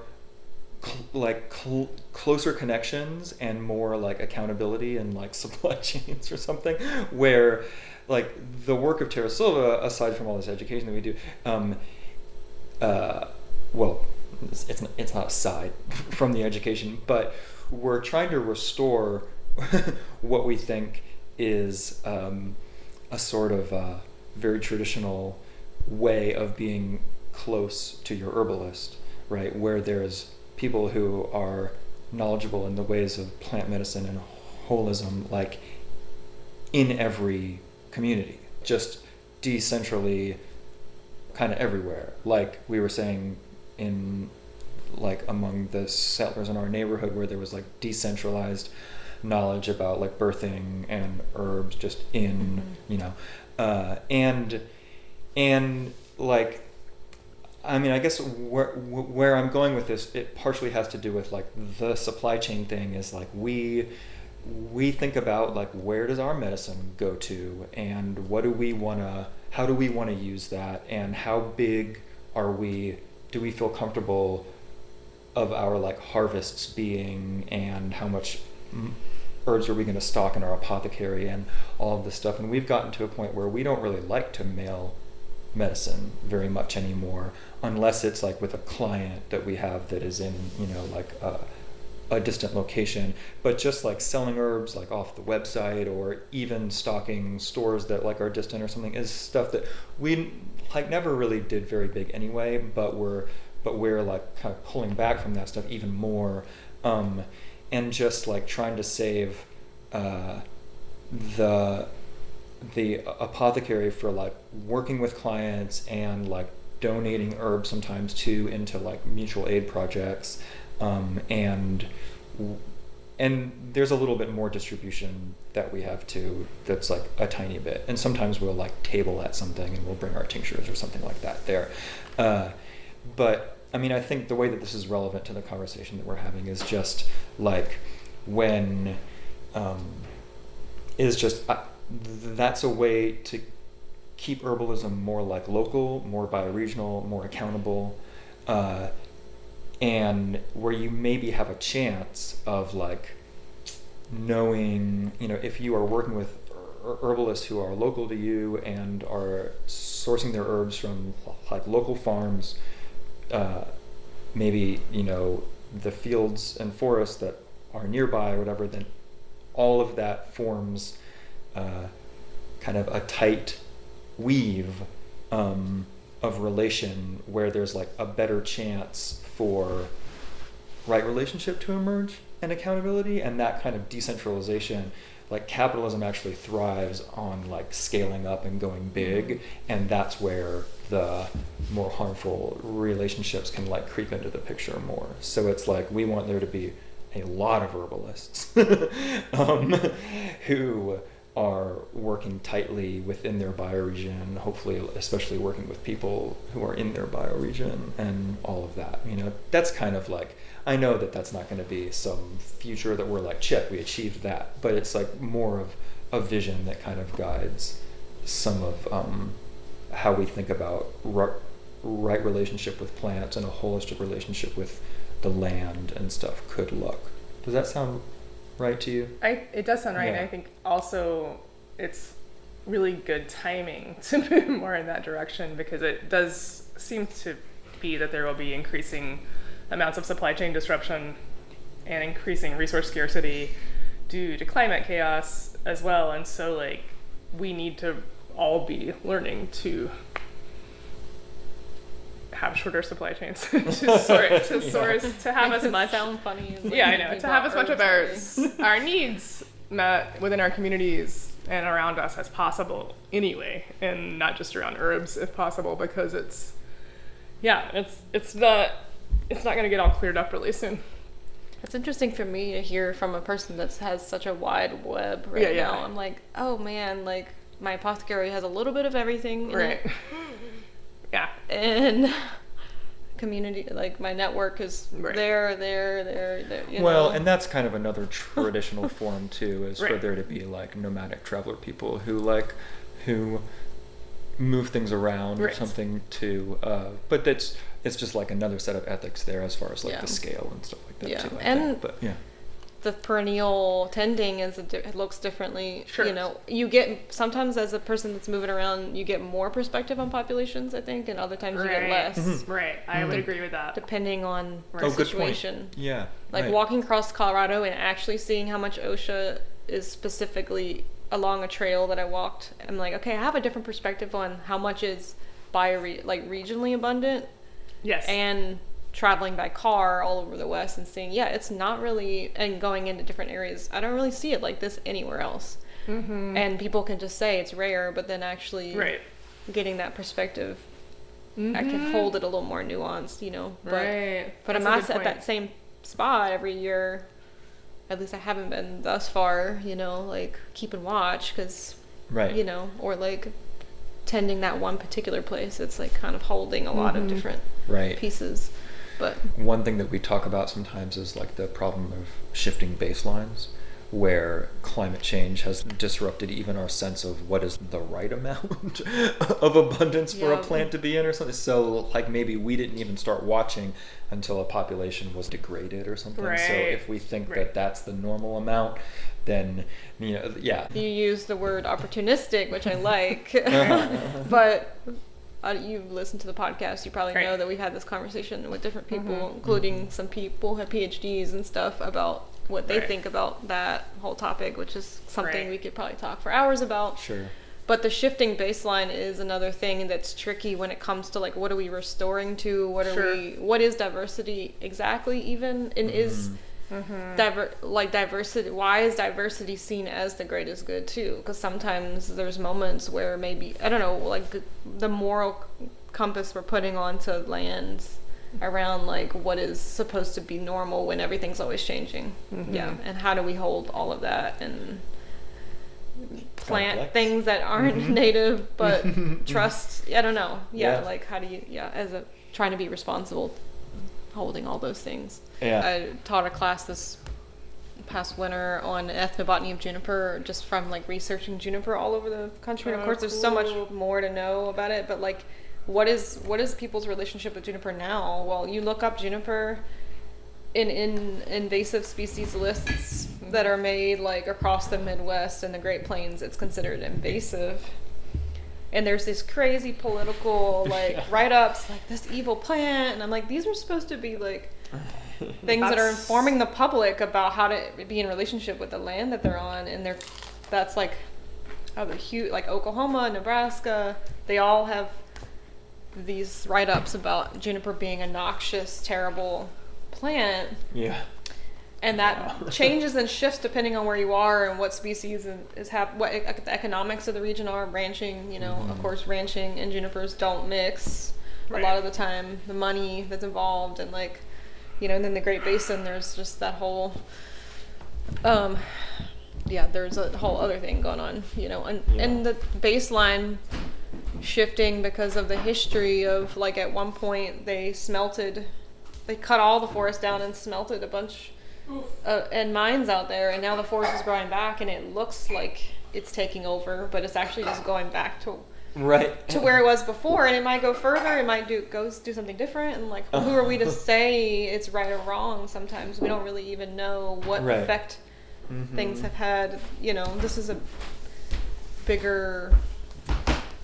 conversation, but Janet read a bunch of books a few years ago on invasion biology, like The New Wild, you did? and I've read that one. Emma Maris, The Rambunctious Garden. Read that one. She's got a new book that I just found called Wild Souls. I don't know if you've seen it yet or not, but I just got it. We were on that last winter, and oh, cool. Yeah. I've definitely read Emma's, and actually New Wild I haven't read. Gabe read it, but it's still one I'm carrying around and I haven't gotten into. He's like, you got to read that one. Yeah. And so Matthew Chu's pieces are cited in some of those books, and some of the other Angela Moles, I think some too. But I'm in a permaculture group on Facebook that is really fantastic. The teacher who kind of runs it I really love him. His name is Mike Hogue. He's in Southwest Michigan or something is where he's at. But he just last month he went on like a 3-week tear against invasion biology and was posting like all this research and all this stuff and getting into all these fights with people who were in the group and stuff. But I mean, mostly people are like, yeah, Mike, go for it or whatever. But I mean, I think part of what he wants to do is like draw out, the people who are still holding on to some outdated ideas. And he's always like looking at the science, like, it's like, this is what the scientists are saying. It's like, don't try to eradicate garlic mustard. It only, just like, but it's not just the garlic mustard. It's like all the things. And, it's so dogmatic. Anyway, but that's intense. been cool to see people trying to like chip away at the monolith of it, because that's what's so problematic, is that it's monolithic. And especially plants. Like, you know, I mean, that's part of what he was trying to is like, yeah, invasive animal species it's kind of like a different conversation, like when you're talking about the emerald ash borer or the woolly adelgid or something, than like invasive plant species, and as far as like their impact on populations and the environment. And there's so much we don't know that not a lot of research has been done on, and a lot of these overarching broad statements are being put on like a whole group of plants that no one's even decided come to a consensus about what is even invasive, when sometimes even goldenrod is called that, or juniper, you know, or bardals in Northern California. Or they like shoot them, or like black locust trees or something. Oh yeah, black locust, when it gets a little too, it gets, because of the way it grows, it doesn't make sense. Sometimes elderberry, I don't know, it's like doesn't make sense the way that they're right. So if there's no scientific consensus or like evidence or like this has been proven, because that's what science is supposed to be about, right? I mean, of course, it's always evolving according to new information, new studies, new technology, but how do we make these huge decisions about killing things or like deciding that something is good or bad when we don't even really have enough information in the beginning, you know? Right. Or even know what's normal, you know? Yeah. He posted this whole article when he was doing the thing about invasion biology about kudzu, like the vine that ate the South and like all this stuff. And I mean, the actual numbers on how many acres are taken up by kudzu, it's like, it's very low. And it's like, they're talking about how like it's large in the imagination because it just because it grows by roads. Right. And so people are driving and they see it. And then it's dramatic, so where it it gives is. this impression that it's like everywhere, when really like just over those trees there's no more of it, you know. And just all that, you know. But there's every plant has a story like that, kind of. I mean, maybe not every plant has a story like that, but there's always like, well, what did we do to create the situation for this plant to thrive here too? I'm like, is it really worth all the time, energy, money, and poison it would take to try to get rid of every kudzu plant in that city? Exactly I don't know. Oh, they're so hard to dig out. That's exactly the question too, is like, how much resources are we going to put into this too, you know? And yeah, restoring to what, you know, of course, then people are like, well, you don't like native plants. It's just because you're just at least questioning the dogma, you know. Plants. It's just so much. The nastiest anyone has ever been to me on the internet was around that. And well, there's two things. Also, like, supporting trans women really draws a lot of ire from some old school feminists. But those two things. But definitely the native plant folks are nastier. That's amazing that those are like the two most vicious demographics that you know, just it's like, yeah, my very specific potential. Yeah, like sample It's size like a one, religion. but It becomes a religion almost, of not being able to like at least look critically at this thing that you're so passionate about. Right. You know. Yeah. I think about that because y'all were mentioning Joe Hollis and Mountain Gardens, and y'all were mentioning before we were recording that it's going to be 50 years next year. Joe Hollis is kind of locally famous, I guess, maybe becoming more famous outside of His local. YouTube channel is pretty popular from what I hear. And then Juliet Blank Sport had him record stuff for her big online course with the Chestnut School, and so he's more well known now. Of course, many people maybe have watched his videos but haven't actually been to the land that he's been caretaking for that long, and the philosophy of like creating abundance from some people's perspective, and then like the kind of reverberations he's had locally. I mean, I've seen the goji berries that people have taken from his place and planted on a farm somewhere, and they never made fruit, but they took over, you know, like the way blackberry would in an area, and someone comes there and like, what happened? Like, you know, what's going on here? Like, is this... We have a goji berry we need to get rid of. Yeah. Yeah. We have one of those too, yeah. That fine line, you know, well, when is it a good experiment? When is it something you got to deal with later that didn't really work out, you know? But, yeah. Right. I know, and then poor Joe, it's like he didn't even have the right cultivar. He just like sprouted some seed or whatever. Or that's the story I heard. But from everyone's him like, anyway. we're planting goji berries, and it just started with this one seed that he wasn't even sure about. Yeah, right. Yeah, it's a big impact. Like it's not like a fruit producing. It's not a very good fruit producing one. Yeah. Yeah.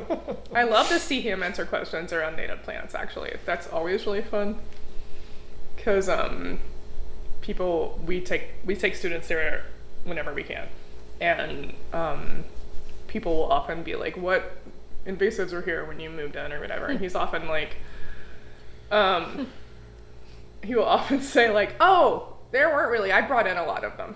Like he'll say like, most of what's not native I brought here, and he'll just start talking about everybody he's brought in, and it's just a really funny, he's so matter of fact about it. It's awesome, and just really, it's just funny to watch it, because I'm like, that's not what was expected, you know? Yeah. I mean, because a lot of people are on the land that Joe tends was kind of just like a clearing that was full of tulip poplar, you know, like it's right next to the National Forest as well, so it was like successional moving through tulip poplar and then moving on from that. And he's made it this amazingly ecologically rich garden that has like thousands of species in it, you know, and who's to say like who's making a relationship with each other within those communities? I don't know.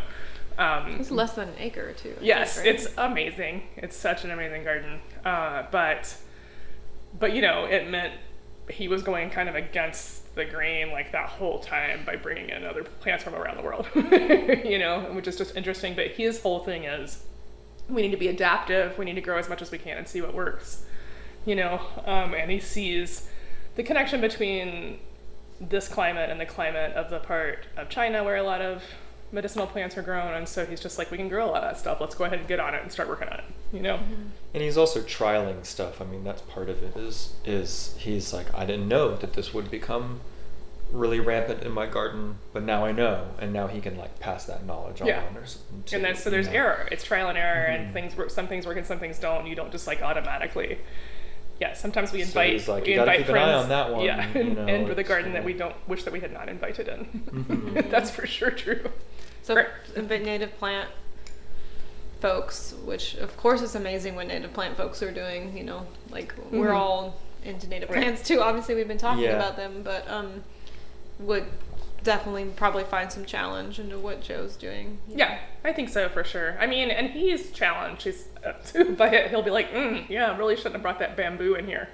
Oh, you know, bamboo. And I'm like, yeah, us too, you know, because we have some bamboo. I wish that was not where we're at.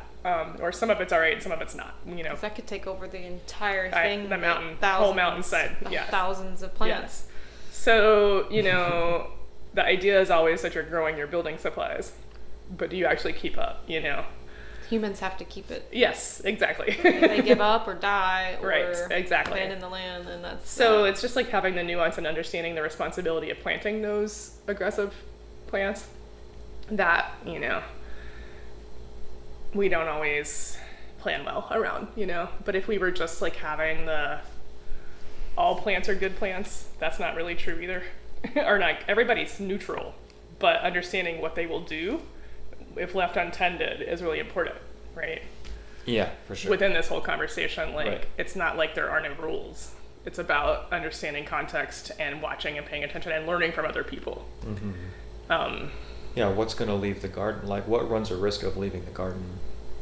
I mean, that's a big question, right? It's like, because it's one thing where to does the garden begin and end? Yeah. In a place like yours or Herbalist's is next to national forest. You're also tending woodland medicinals that come into your garden and move out into the forest. Yes. So where does it begin and end? And, and then who will be responsible for that later?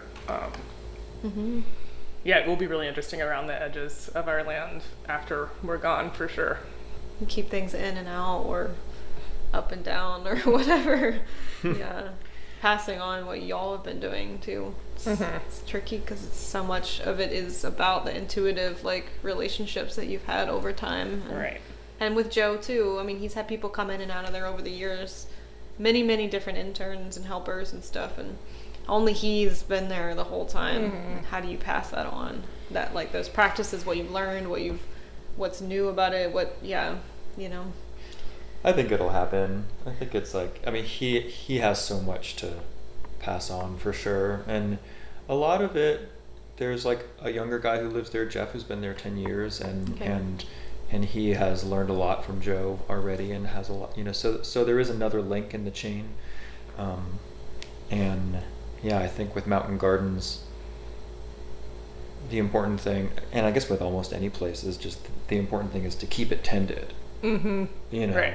I'm still awed at like stories people tell me about Appalachia and like what it must have looked like 300-400 years ago. Like I'm like, wait, really? Like they logged everything and there was all these mudslides and now the topsoil. I mean, I just didn't even. I'm still like not. I mean, it's been so much longer colonization out here and all the effects that settlers have had on the land that I don't even understand fully.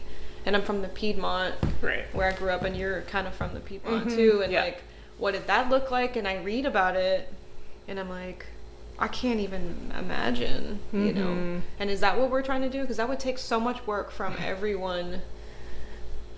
I don't know if that's what we're trying to do. You know, I mean, it's we're doing something new and taking aspects of the past, you know, and we're trying to deal with what has happened, you know. Private land ownership is even a new construct on top of ecology that we all are navigating. So it's like, what is appropriate is constantly evolving, for sure. Well, I mean, in the East, there's no going back with the chestnuts, with the chestnut blade. You know, thinking of passenger pigeons. And the pigeons gone, the passenger pigeons gone. I mean, I say that just to say that, you know, even the forest where we live, which is like pretty intact, very like nowhere near as disturbed as a lot of places that I've been around in the Southeast, but was a chestnut forest. You know, like that was the dominant tree. Even when my mom was growing up in spruce pine, there were still chestnuts and chinkapins in like 1940. Like it wasn't dominant at that point because a lot of them had died, but they still had them around. And just understanding like that it was just a different community and different plant system before being logged that has not, there's not going to go back to that, even if there are hybridization programs or other ways. And then that keeps shifting. So now we're dealing with the ash trees all dying. The hemlocks. And the hemlocks, you know, so it will continue to be developing ecosystems and novel ecosystems. And what's interesting, I was just in my hometown in the Piedmont recently, and I was looking around at the strange tree plantings. There's always like big box drugstores like going out of business, being torn down, big box places, like all, you know, it's just like constant development collapse in places like that. And I was just looking at all the interesting tree plantings and thinking about like the ecosystems to come that will be all these really strange landscape choices that were hip for a while. My dad's a horticulturalist. Yeah. So he planted some of those probably. Yeah, for sure. And so thinking about that and being like, this is going to be part of that system, you know. Bred for pears. Yeah. It's just, it's really interesting to picture whatever is to come with all of those tree selections of the moment, you know, and seeing like which animals like them and which ones don't. And I don't know, it's really fascinating. And I see that in the same intersection I'm thinking of all these cliff swallows that I always see in the summer, like hunting insects around that intersection that live under the bridge nearby. And I think of just like that as part of that like shifting ecology and like those who is adaptive. And even though a lot of swallows so many birds have died, like the percentage of birds that are around now compared to 50 years ago is so heartbreaking. But when I see the cliff swallows living on the bridges, I'm just like, okay, that's something that they're adapting to and learning to work with, you know, and thriving with. And thriving. Yeah. I think the chimney swifts have been hit a little bit harder because they have less chimneys, although they do like the abandoned buildings. A lot of those are getting converted now. There are a bunch of them here, and there's also cliff swallows here on the island that are really amazing to watch. Yeah, so I do feel grateful for those things. It's going to be interesting territory we're moving into, for sure, with the changing landscape. And not being able to go back to some idyllic time that we're imagining, and we don't all the way know what it fully looked like anyways, but we know there were chestnuts, and we can't do that now, right? And again with the hemlocks, I mean, in different places like the redwoods in California, so many of them been cut down, and like their western red cedar in the Pacific Northwest, which can't just come back in the same way that it was, and like, you know, and now there's sudden oak death in California that's happening, and like imagine California without oaks. There's no California without oaks, right? I mean, Appalachia without chestnuts. Well, here we are, you know. I didn't know, did chinkapin get the blight as well? Okay. I've seen a few around out in Barnardsville area, but not very many at all. Yeah. Yeah, maybe because they don't get as big, they can make it to make fruit and then die or something. Because we have chestnuts that are alive at our land just in the roots that send up the saplings, you know, Right. and they will get to be like maybe like, I don't know, 12, 15 feet tall and then die.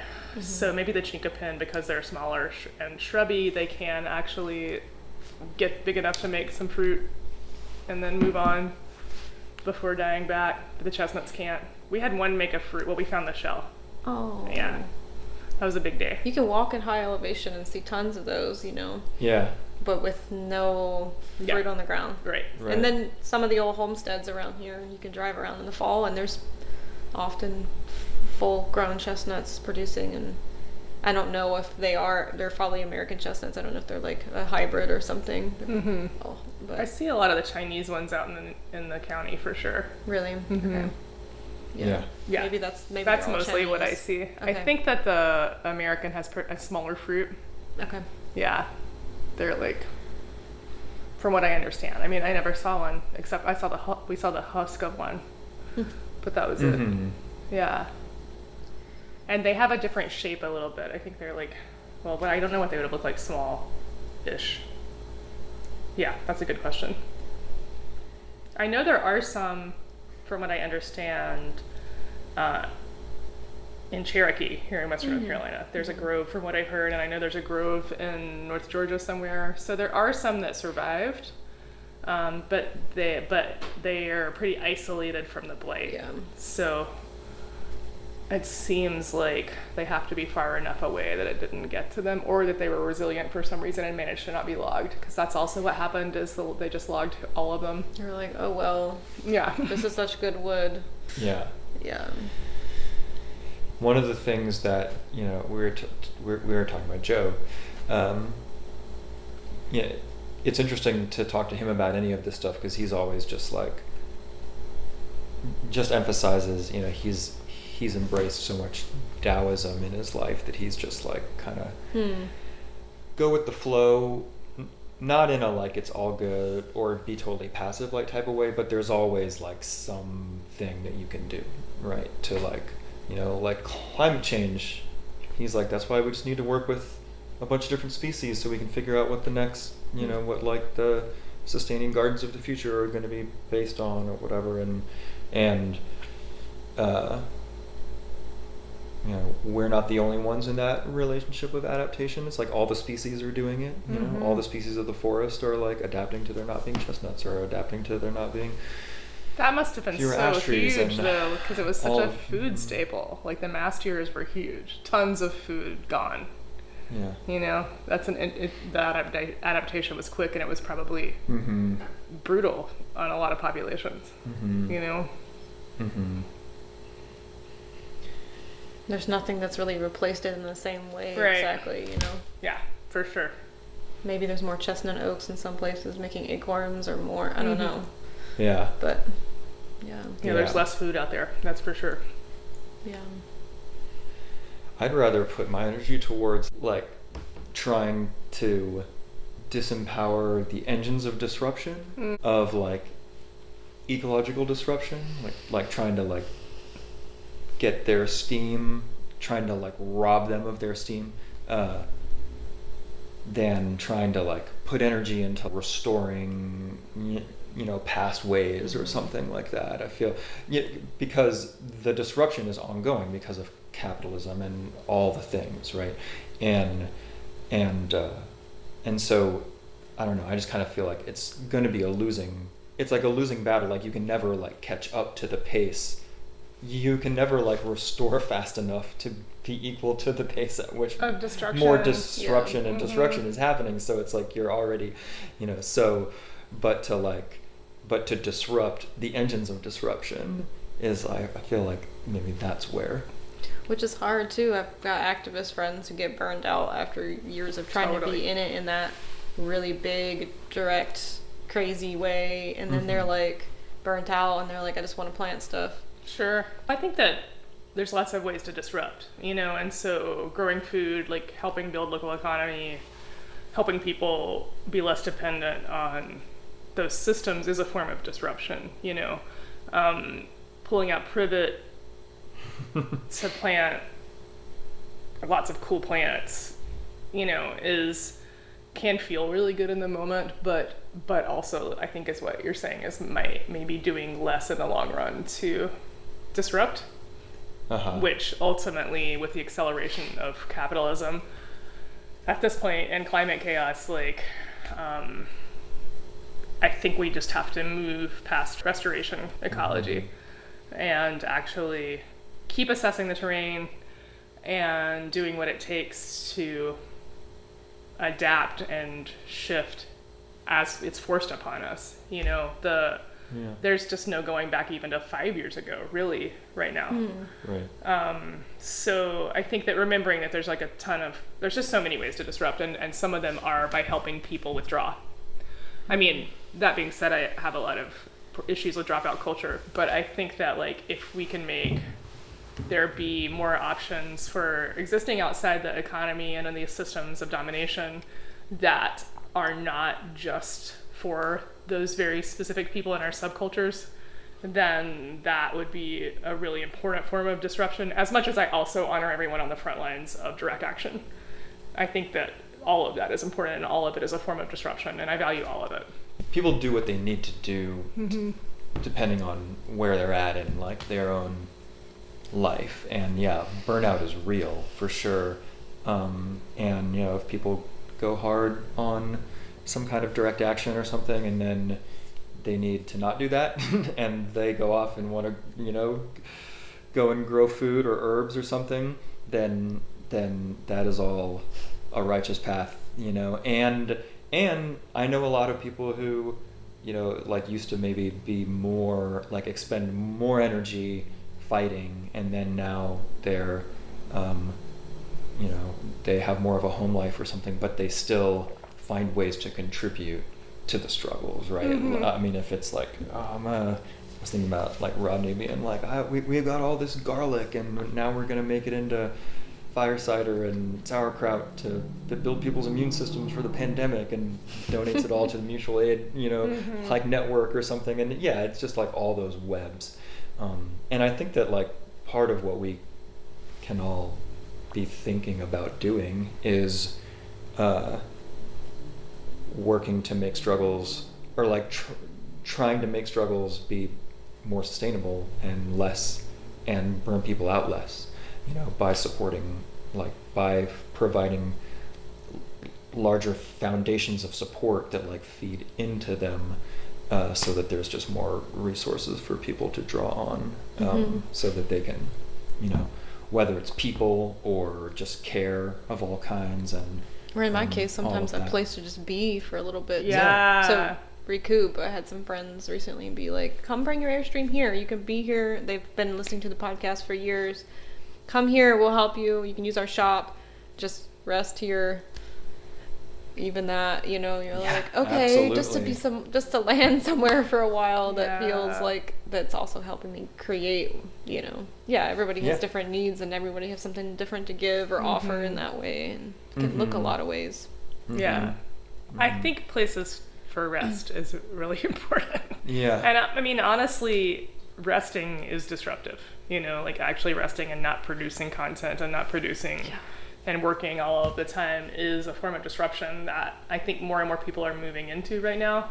I'm totally here for the Great Resignation. I'm so glad people are quitting work. Yeah, definitely. I know I'm in a position of privilege to say that. And it's disruptive. And it's very disruptive. Yeah, it's awesome. It's so awesome. like, all the people who aren't going back to work. Yeah, not going back to work is direct action. And I am totally into it. I don't get to do that, but I'm excited that other people are doing that for sure. So yeah, just to say rest is disruptive, and just not being like I'm a productivity machine, which even for those of us who do what we love, we definitely can be victims for that, you know? Yeah. Get burnt out working with plants. Yeah. Even if you love them, you know? I talk to my students about that a lot, because I'm just like, I have had so many colleagues just like really hurt their relationships with plants because they got so tied into them being able to survive in the world with money. And like, that's just heartbreaking. And I wouldn't wish that on anyone, because it's maybe one of the best things about living, if you love plants, to have those relationships. So to have them tainted and hurt because of capitalism is just really, really heartbreaking. Hell yeah. Not to get too reliant on a tincture business taking off and paying all your bills, you know. Yeah, Every now and then somebody can do it, for sure. Yeah. and Yeah. you can do it in a way that is not unsustainable, I guess, Right. to a degree, but, you know. I mean, really also part of what I see happen a lot to people in my extended community is that like we will also have clinical practices. We make all our own medicine as much as we can. We give away a lot. We give away a lot of care. And then so like the work level is like ridiculous hours a week. And then like barely having enough to survive sometimes because the amount that is given away, which is what feels good. You know, so definitely finding that balance between paying the bills and then also feeling like you're having the kind of ethics you want to have around your practice. You know, it's really hard and it's a lot of work. We're fortunate in that our cost of living is pretty low. That's true. Your overhead is We're very still- fortunate, yeah, because We have phone bills. We don't gas have bills, we don't have a mortgage payment on the land. So you know, we have everything else basically. Well, we don't have utility bills, so we don't have mortgage payment or utility bills. So you know, No rent, obviously, because Right. you own it. yeah, there's rent at the classroom here, but that's tied to the school, which is the business. So I guess that doesn't count. But yeah, you know, the groceries that we buy, the gas, the phone, like that stuff, and so it gives us some more flexibility. And you know, but it wasn't until relatively recently that we started being able to live off of like teaching herbalism.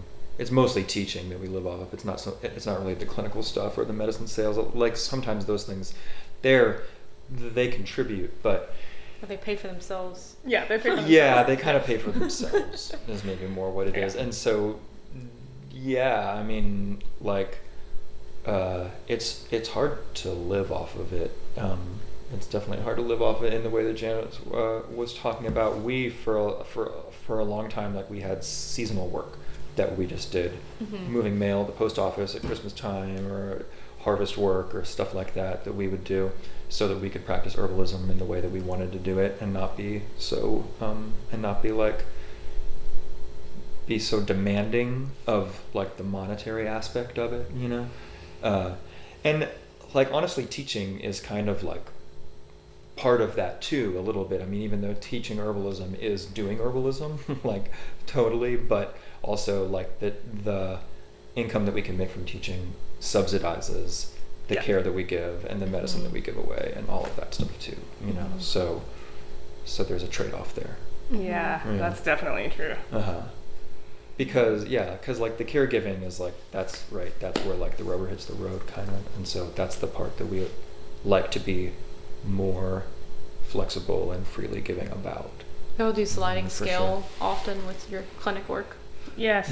Yeah. Or donation based, or just free, or just I mean, it kind of changes, but yeah. And we try to keep our tinctures at like wholesale cost for everybody who's a client. So yeah, that's the way for now. And for now that's working. I mean, I think for a lot of folks, yeah, if you need to make what you need to live off of the clinical practice, it's just really hard to make it accessible, you know, and to get care to people. Because it's not like people's insurance is going to pay for that, you know. Anytime soon, and if it did, that would be a whole other layer of That's true. problems That's true. for herbalists. That's probably, yeah, that would be a mixed bag. Or I for mean, sure. for people like y'all, like you know so much, it would be a problem in the sense that you would maybe be withheld from practicing, but then Absolutely. someone who went Right. to school for herb school for a year who's now practicing, Yes.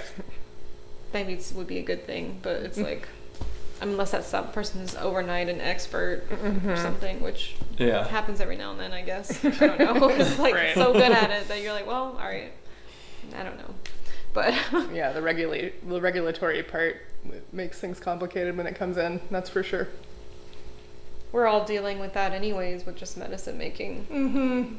And what different types of medicine, like tea versus a oxymel versus a vinegar, a tincture, they're all Right. considered different things sometimes when the regulation, and yeah, it's like not, we're all navigating that anyways, the Right. vagueness and changing climate of that. But. Yeah, and the absence of clarity when the FDA's even asked questions around that, they just don't really care to.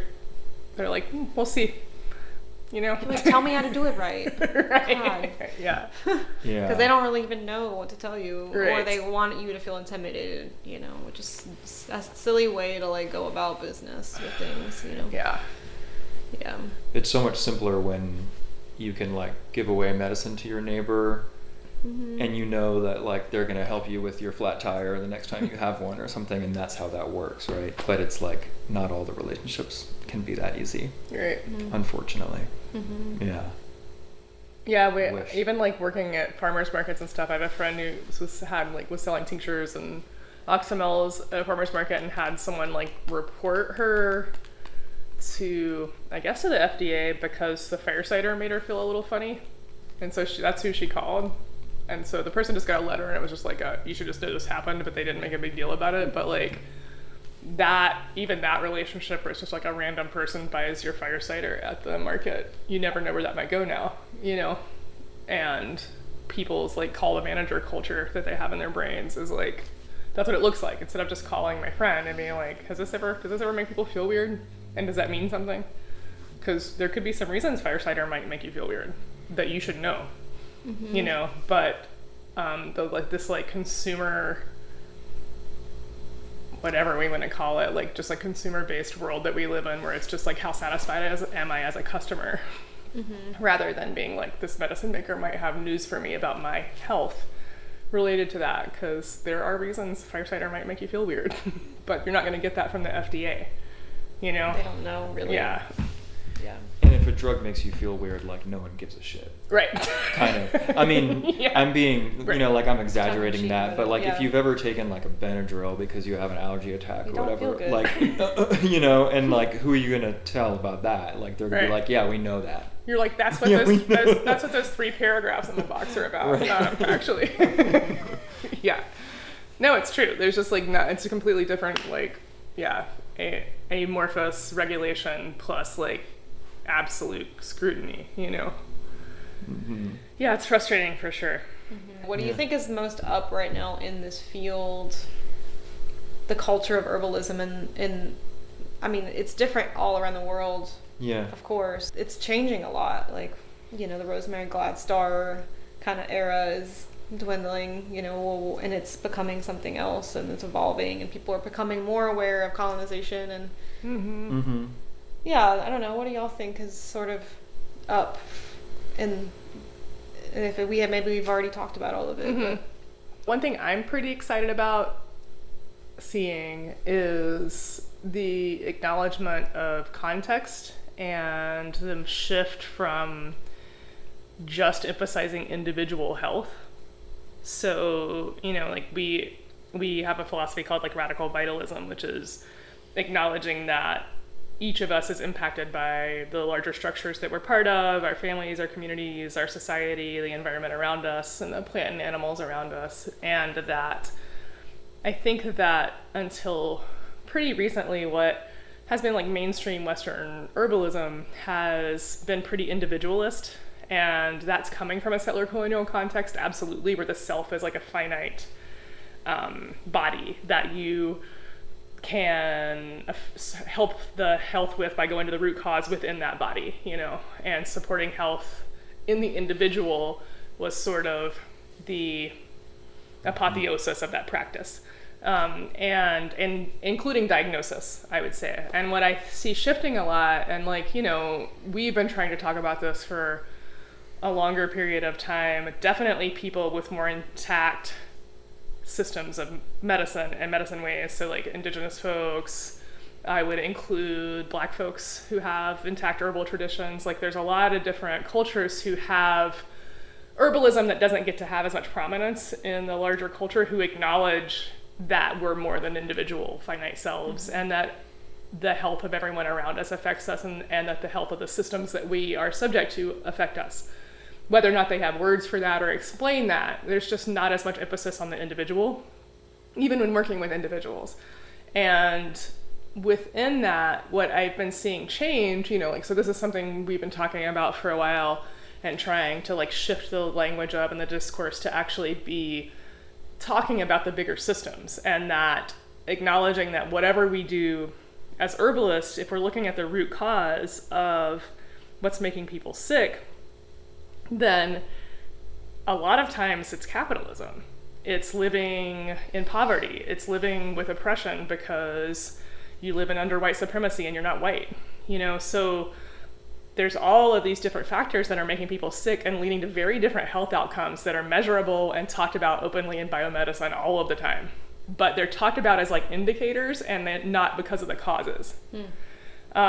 So you might say like these kinds of folks have more heart disease or tend more towards gallbladder, but not talking about why. So what I feel excited about, and I see more and more people talking about within Western herbalism openly, at least some younger folks now, is the fact that these larger systems are obstacles to healing, and that these larger systems need to be shifted as well and dismantled and changed as well, and that if we put all of our emphasis on the individual, then there's a way that can be sort of blaming and making it seem like if you're not healthy, then you're probably partially at fault for that. And we definitely have seen a lot of that rising with the pandemic and the rhetoric around that from some holistic circles. But acknowledging like the larger context and the ways that living with oppression, living under racism, like living with homophobia, like all these different factors really impact our health, and that we can support people in living under those systems, but it's all a form of harm reduction, really, because the root cause are these larger systems that are making us all very sick, either through polluting the air, deforestation, through reducing the different kinds of plants that were around, like all of these different homogenizing effects. The food supply. Because the food systems are so depleted and that soil is so weak in so many ways because there has not been feeding into the soil for a long time. And the diversity of foods and stuff.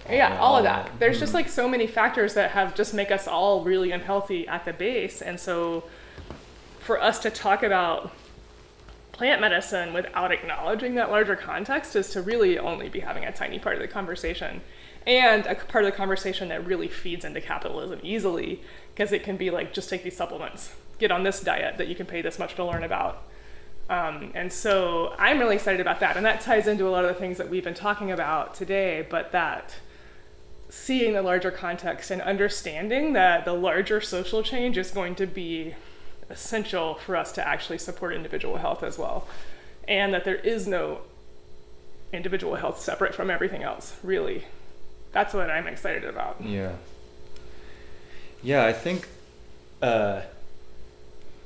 I think what comes to mind for me is like really just building on what you said, or kind of continuing that thought, what you said, Janet, is like and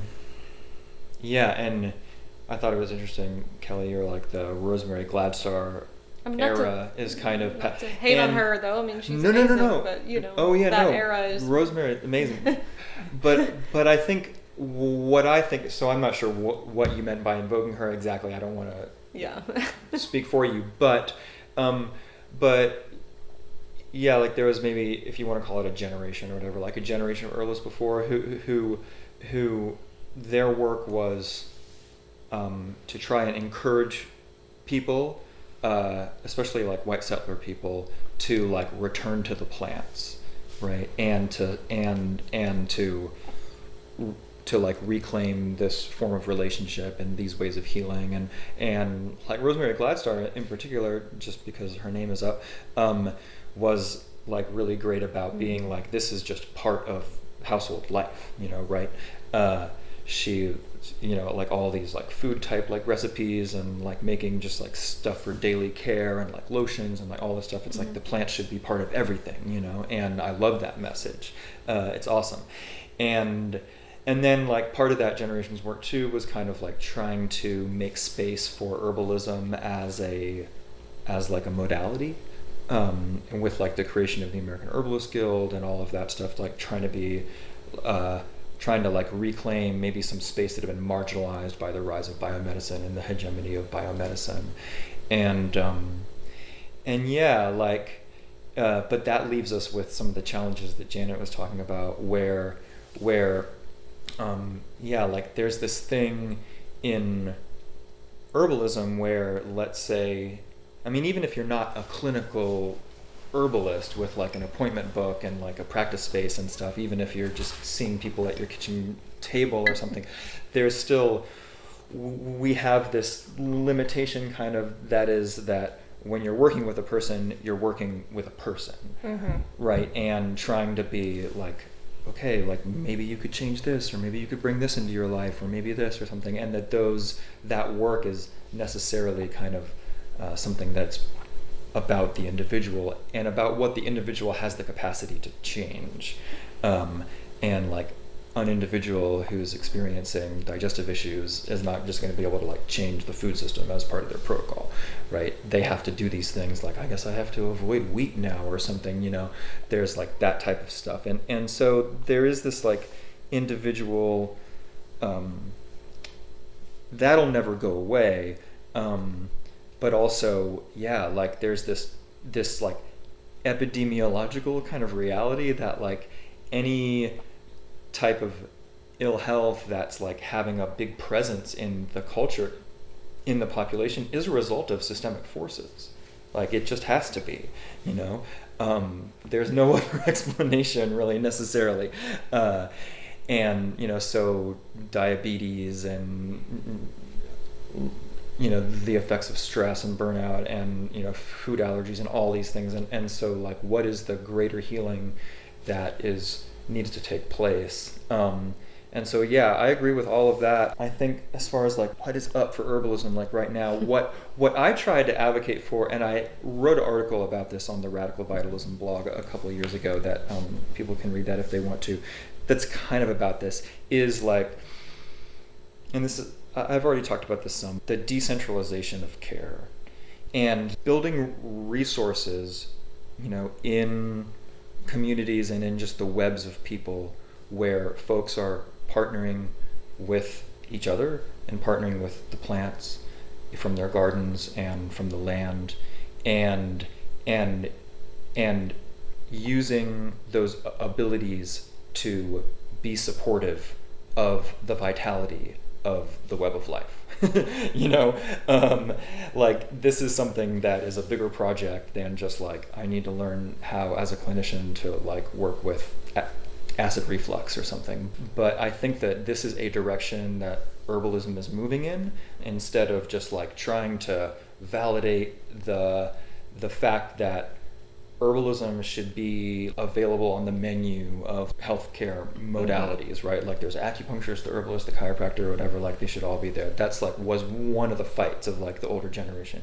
But I think now what I feel is there's a big hunger for is people to just like actualize the capacity of grassroots herbalism to build resiliency and collective power through the support of health and vitality in people's communities, you know. And so that's a project of not just being the town herbalist or something, but also teaching and always doing education in your community or whatever, like offering classes, like doing stuff and encouraging people to become nodes of support that bring the plants and people together in ways that like we can build collective power so that like we have more choices and more options, right, than being tied to like the capitalist created systems of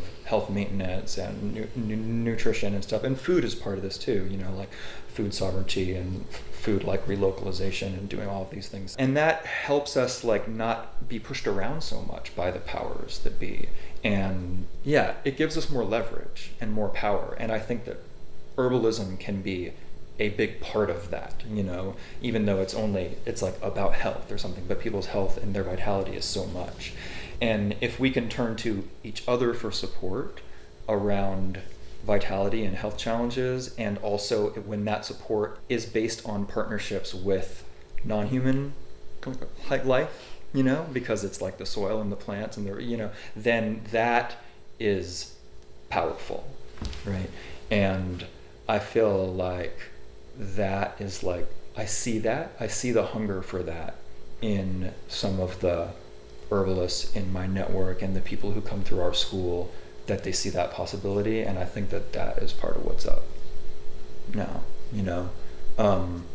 not like, I want herbalism to be recognized and have enough credibility in the culture that I can buy an SUV and like that type of thing. Like, you can go to some herb conferences where you can find herbalists who've made it in this way. But actually the more like close to the ground, decentralized, the network building stuff, I think that's where it's at right now. Not trying to react to the mainstream. What are y'all calling it? Biomedicine versus like allopathic medicine or whatever, but kind of the same thing. Yeah.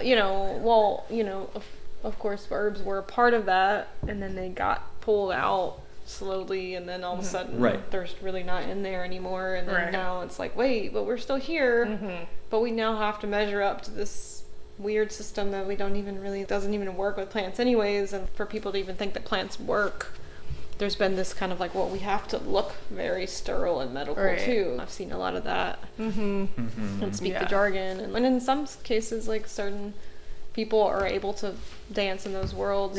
And since you brought it up, I should maybe be clear that I do see things in terms of like struggle against capitalism and building people power and doing all this stuff, whatever. But at the same time, I don't have a completely black and white oppositional relationship to the workers who work in biomedicine and to the forms of knowledge that come from that. We teach like biomedical anatomy and physiology in our program, and through a holistic lens. Through a holistic lens, but you will hear talk of like, this hormone and this, and like the mechanisms of inflammation and stuff like that is like part of what we talk about at the same time as we do traditional energetics and the stuff that can be perceived without instruments and things like that, primarily. And I mean, I think that any way of like really building power is going to include like some of the resources that are now currently trapped in the the field of capitalist derived biomedicine. And so it doesn't have to be a fight with those people. Hopefully it's going to be alongside some of them, because we need some of that stuff for people to survive. For sure. There's definitely a lot of people who can't live without insulin. Lots of people who need thyroid medication. The diagnostic tools. I feel so grateful for the folks in my network in that field, and I definitely am grateful for certain contributions from that world, so I'm glad that you said that. And those things can be incorporated into holistic approaches to health. Actually, it's easier than some people give it credit for. For sure. It's more like when the paradigm is allowed to determine the priorities or something, that the holistic sense is lost. Well, I think the tools themselves can be part of the holistic. I was just thinking about the flip side of that too, which is just that, like, just as people have a really healthy distrust of biomedicine because it's like wealth-based, the insurance companies have so much to say about what happens, the pharmaceutical industry is making a lot of money, but within holistic medicine and holistic paradigms, there are also people trying to make a lot of money. And if that's what's driving people, we can't trust them either. The idea that just in biomedicine is where people are not trustworthy is making a lot of holistic people a lot of medicine. Oh God. So I just wanted a lot of money. And so I just wanted to emphasize that too, because I think there's this black and white thing where it's like, nobody is trying to make a lot of money outside of biomedicine, and I'm like, come on, there's people making so much money off of fear and distrust of biomedicine right now. And I want to say quickly why we say biomedicine instead of allopathic. And allopathic originally comes from back when the homeopathic doctors had their universities, and maybe even, who coined the term? Was it actually the first homeopath? It is, huh? It is, but I can't remember his name. I feel like I'm going to say the wrong thing if I try to remember, Well, the homeopaths named allopathy, like, all of biomedicine allopathic, because they like to use like for like instead of against for like. And so homeopathy means like you take like a little bit of poison ivy to treat your poison ivy. Or you take a little bit of something that would make you nauseous to treat your nausea. And allopathy was seen as like the heroic medicine where you would like do contra and take something to go against it. But really, Western herbalism uses both. We use some things that go with and some things that go against. You know, like when I give you ginger to support your fever, that's homeopathic. But if I'm actually like, I would like to actually give you a little bit of elder right now instead, then that might be going more against if I'm doing like a more relaxing diaphoretic. And so that term has a really specific source that doesn't really speak to like the whole richness of what we do in my mind, because I'm not always using homeopathy. And also within biomedicine, I want to say that what's interesting is that, and so biomedicine is a word that came later that we use for that. Well, and biomedicine, I'm just going to inject, biomedicine is the term that biomedical practitioners use to describe their own modality. Yeah. Okay, not allopathic. Yes. Which so they use that word. So like you can be talking to a doctor and you can bring up biomedicine. And they know what you're talking about. They're like, yes, I know. And like, they identify with that word. Right. It's not like, what, I'm an allopath now? What are you talking about? Yes. You know? Yeah. Interestingly, I hear people who use those words all the time, like call all of biomedicine allopathic. And what's interesting is they're most homeopathic. Medicine is vaccines, but those are called allopathic all of the time.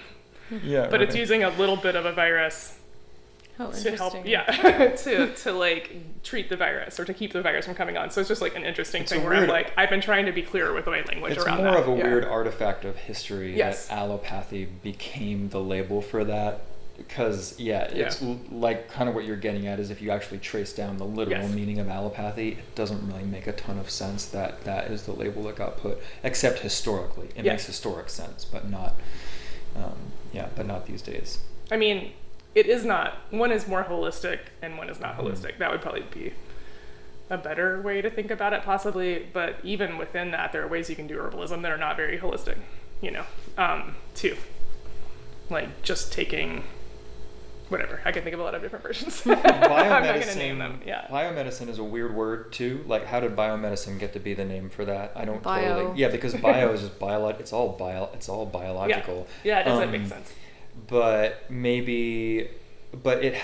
it came about in like the early 20th century when medicine was becoming homogenized in a more laboratory-based reductionist science like type of paradigms that some people call it Rockefeller medicine because that's what they call it on some of like the further reaches of YouTube. But no, that's not the only place. But partially because, there's a whole story to that about the Flexner report and how like eclectic and physiomedicalist and homeopathic medicine got like kicked out of being MDs. Like you can't become a medical doctor getting a holistic plant-based education anymore, and that's been for 100 years. But you could before that, like in the 1800s. In the U.S. In the U.S., you could be an MD and have a plant-based holistic practice, but then they changed all that, and out of that shifting, which was partially funded by big foundations in the East and philanthropists and stuff like that in concert with the American Medical Association, rose the new paradigm, which they christened biomedicine. Maybe because biology is a science, so they're like it's based on the science of biology. Or whatever, but whatever, it's called biomedicine to them. To them, it's called. It's true that is a helpful language for interfacing with folks who do that. That's true. Anyway, sorry for the semantic lesson, but I was like, here's why I say that. It's not just a weird word I made up. But yeah, I'm just trying to. I see homeopathy used a lot to just mean herbalism. The true homeopaths I know do not appreciate that, I will say. They're like, no, we mean something very small dose. And not your nettle tea doesn't count as that.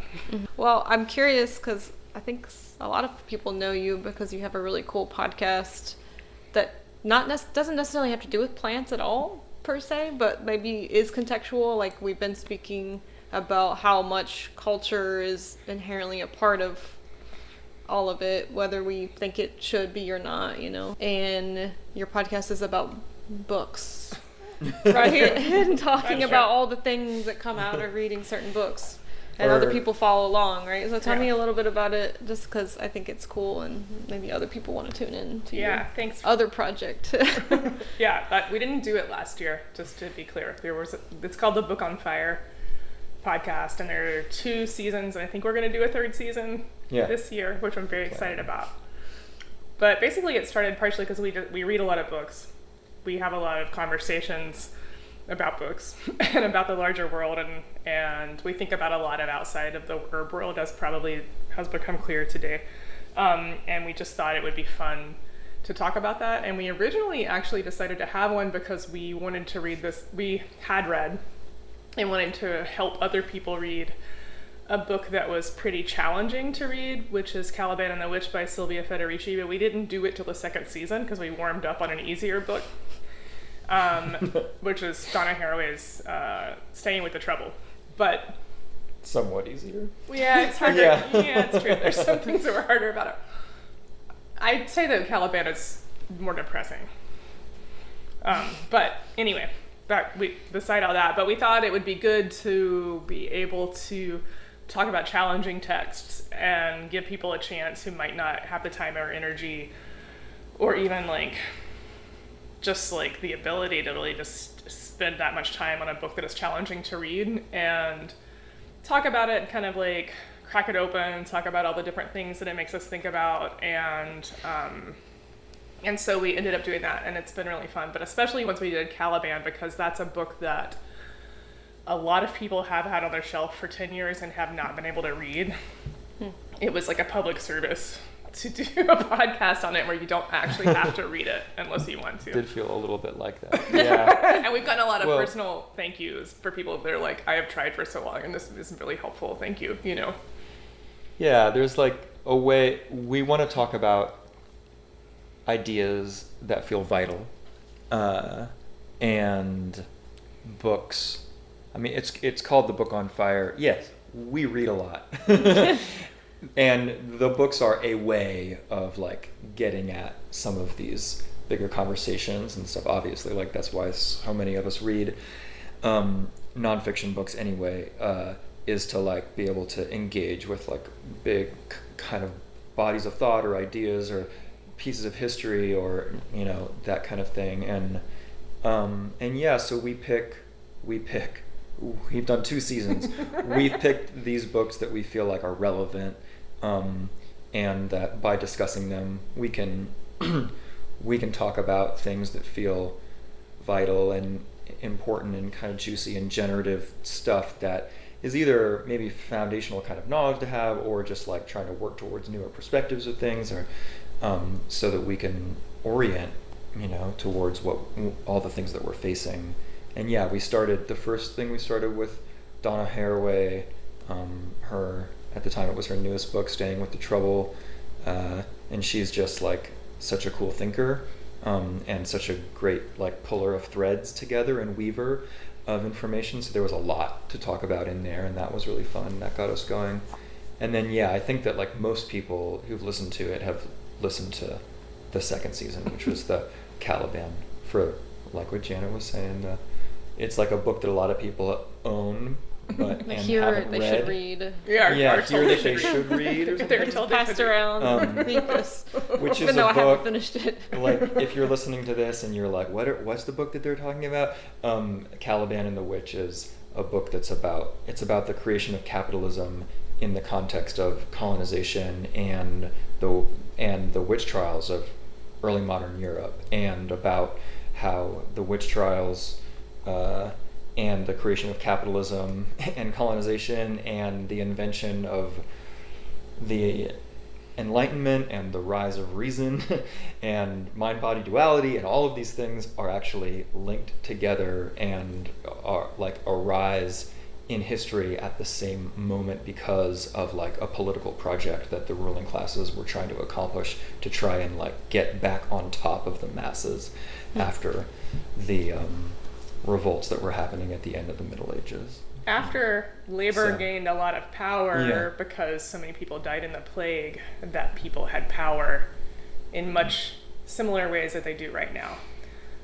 So what's interesting is when we were reading Caliban, we didn't realize the pandemic was going to happen, but during the course of it, lockdown happened, and it was really interesting to be talking about a plague cycle where the labor gained power and then the ruling class reoriented brutally and changed things and created a new system of domination. And I feel like we're in a similar situation right now. It'll be interesting to see. I kind of want to re-listen to that season, actually, because it's very relevant still.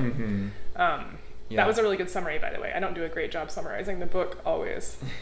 Although I was trying to remember the subtitle, and I can't, like the second part of the title. Women, the Body, and Primitive Accumulation. Thank you. Primitive accumulation is a Marxist term. Yeah, it's the author. text. The author is a Marxist feminist and just a great thinker who pulls together a lot of threads. But the book is kind of dense. It's dense with historical material and it's like heavy. Because a lot of the developments that it charts out are really brutal. And it's a lot of ways the history of the roots of the specific form of subjugation that we still continue to experience, and so it has this it's almost like the creation of the archetypes of your misery that you're kind of unearthing. And so it's a lot. But that is there for anyone who wants to listen to it. It'll be out there for as long as we keep paying the bills on the podcast hosting. And so even if you don't want to read that book, you can listen to us, because for those two books, what we took more or less one chapter at a time, and we were like, all right, this week we're going to talk about chapter 2, and we would kind of go through and give a summary, but also we just kind of riff off it and talk about the things that it brings up for us and all of that too.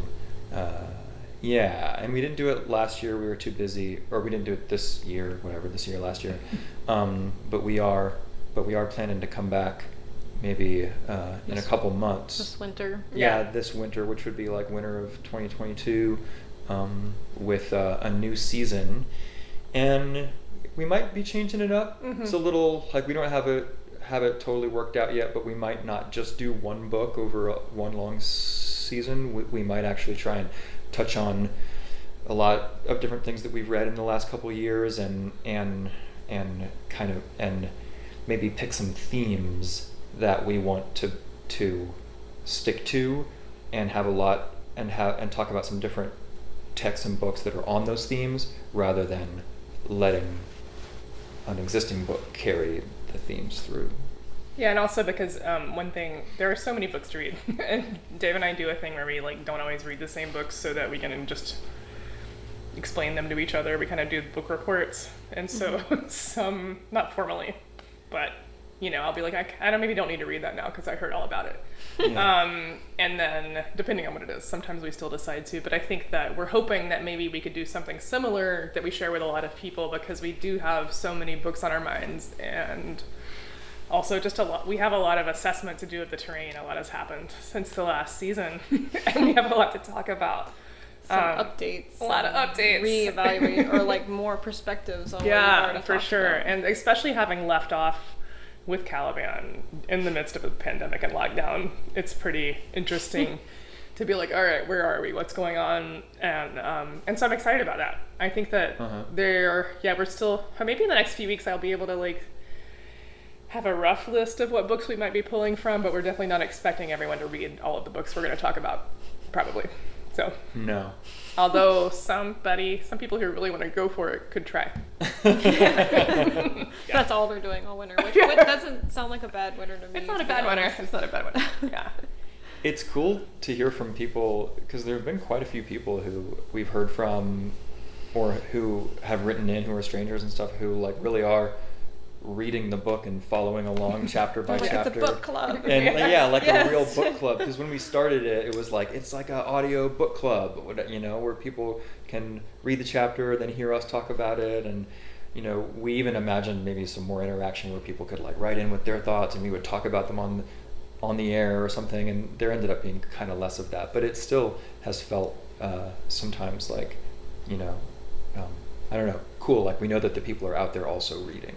Yeah, it's neat. It's neat when you start something like that. You don't know how it's going to go, and then you get that coming back to you, and even still, even if you haven't even done it Yeah. for a year or something, that people are like writing to you about it.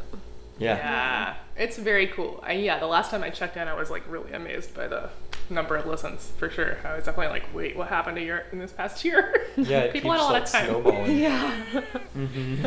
Nothing like lifting yourself up during the pandemic by listening to the beginning of capitalism described in detail. Yeah, I think it is helpful. It was a really interesting timing, so I'm going to think that it was just supposed to be that way. So, yeah. Have you read Caliban? No, but I've heard it talked about a lot. Yeah. Yeah, and I've like read snippets that were in zines and things Sure. like that. Right. but Yeah. I'd like to at some point, so maybe I will. Maybe this will be helpful for me. Yeah. This podcast. You should. I mean, I think it's worth listening to in that because it is a hard read, and it's not that fun to read by yourself because it's depressing. So I don't know. I would also say that like the reason people like to have book clubs with Caliban is partially because you need support when you're reading it. Like emotional Emotional support, I would Yeah. say. Yeah. Okay, that's good to know before diving in. Yeah. God. Yeah. There's some high points. Yeah, in there's it, some too. nice things that happen, but yeah, it's hard. It's a difficult history, but it's the history, and it's happening all over the world. What any last a bit of commons that there are being taken. So Yeah. To see it as a past historical thing, but then to see it playing out over and over in different Yes. places where people are not able to speak the language of private land and capitalism and like Actually, fend for their the place where their ancestors have been, and Yep.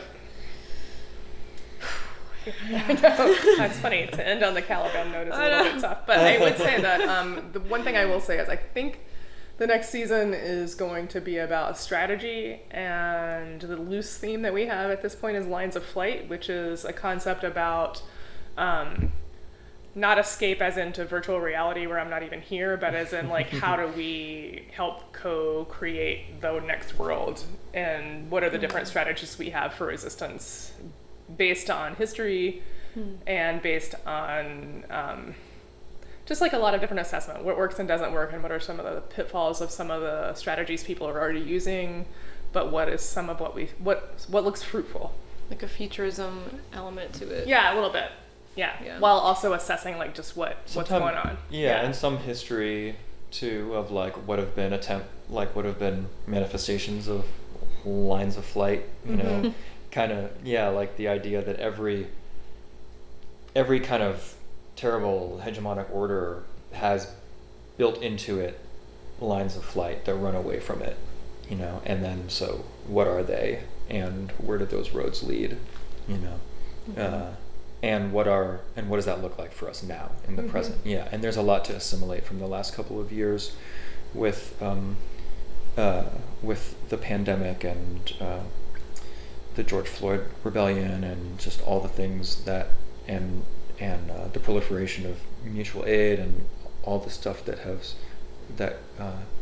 been part of the landscape of people grappling with the terrain, with like where we're at right now, So all of that's going to be alive. Yeah. In the stuff that we talk about. I think. Yeah, I'm really excited. You could do it weekly, and people would be like, okay. If only It it didn't sounds take like so a long lot to when make we a talk. podcast. When we talk about it like that, I'm like, what? We're going to talk about what? All of that?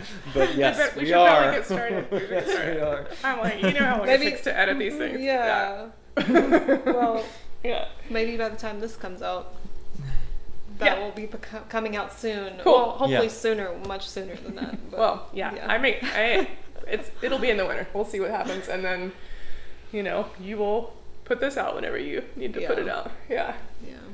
Podcasts are more work cool. than you think, you guys. You should be grateful that Kelly puts these together. You really should. I definitely was on it for years, like twice a month, new Right. ones coming out. And this summer I slowed down a little bit. And the interview I did in August, there's a conversation I recorded in this area in August that I still, like, this is not what I usually do, but, well, no, there's been some that have taken a while for different reasons, but yeah, I just haven't even, like, sat down with it, and I haven't put anything out since August.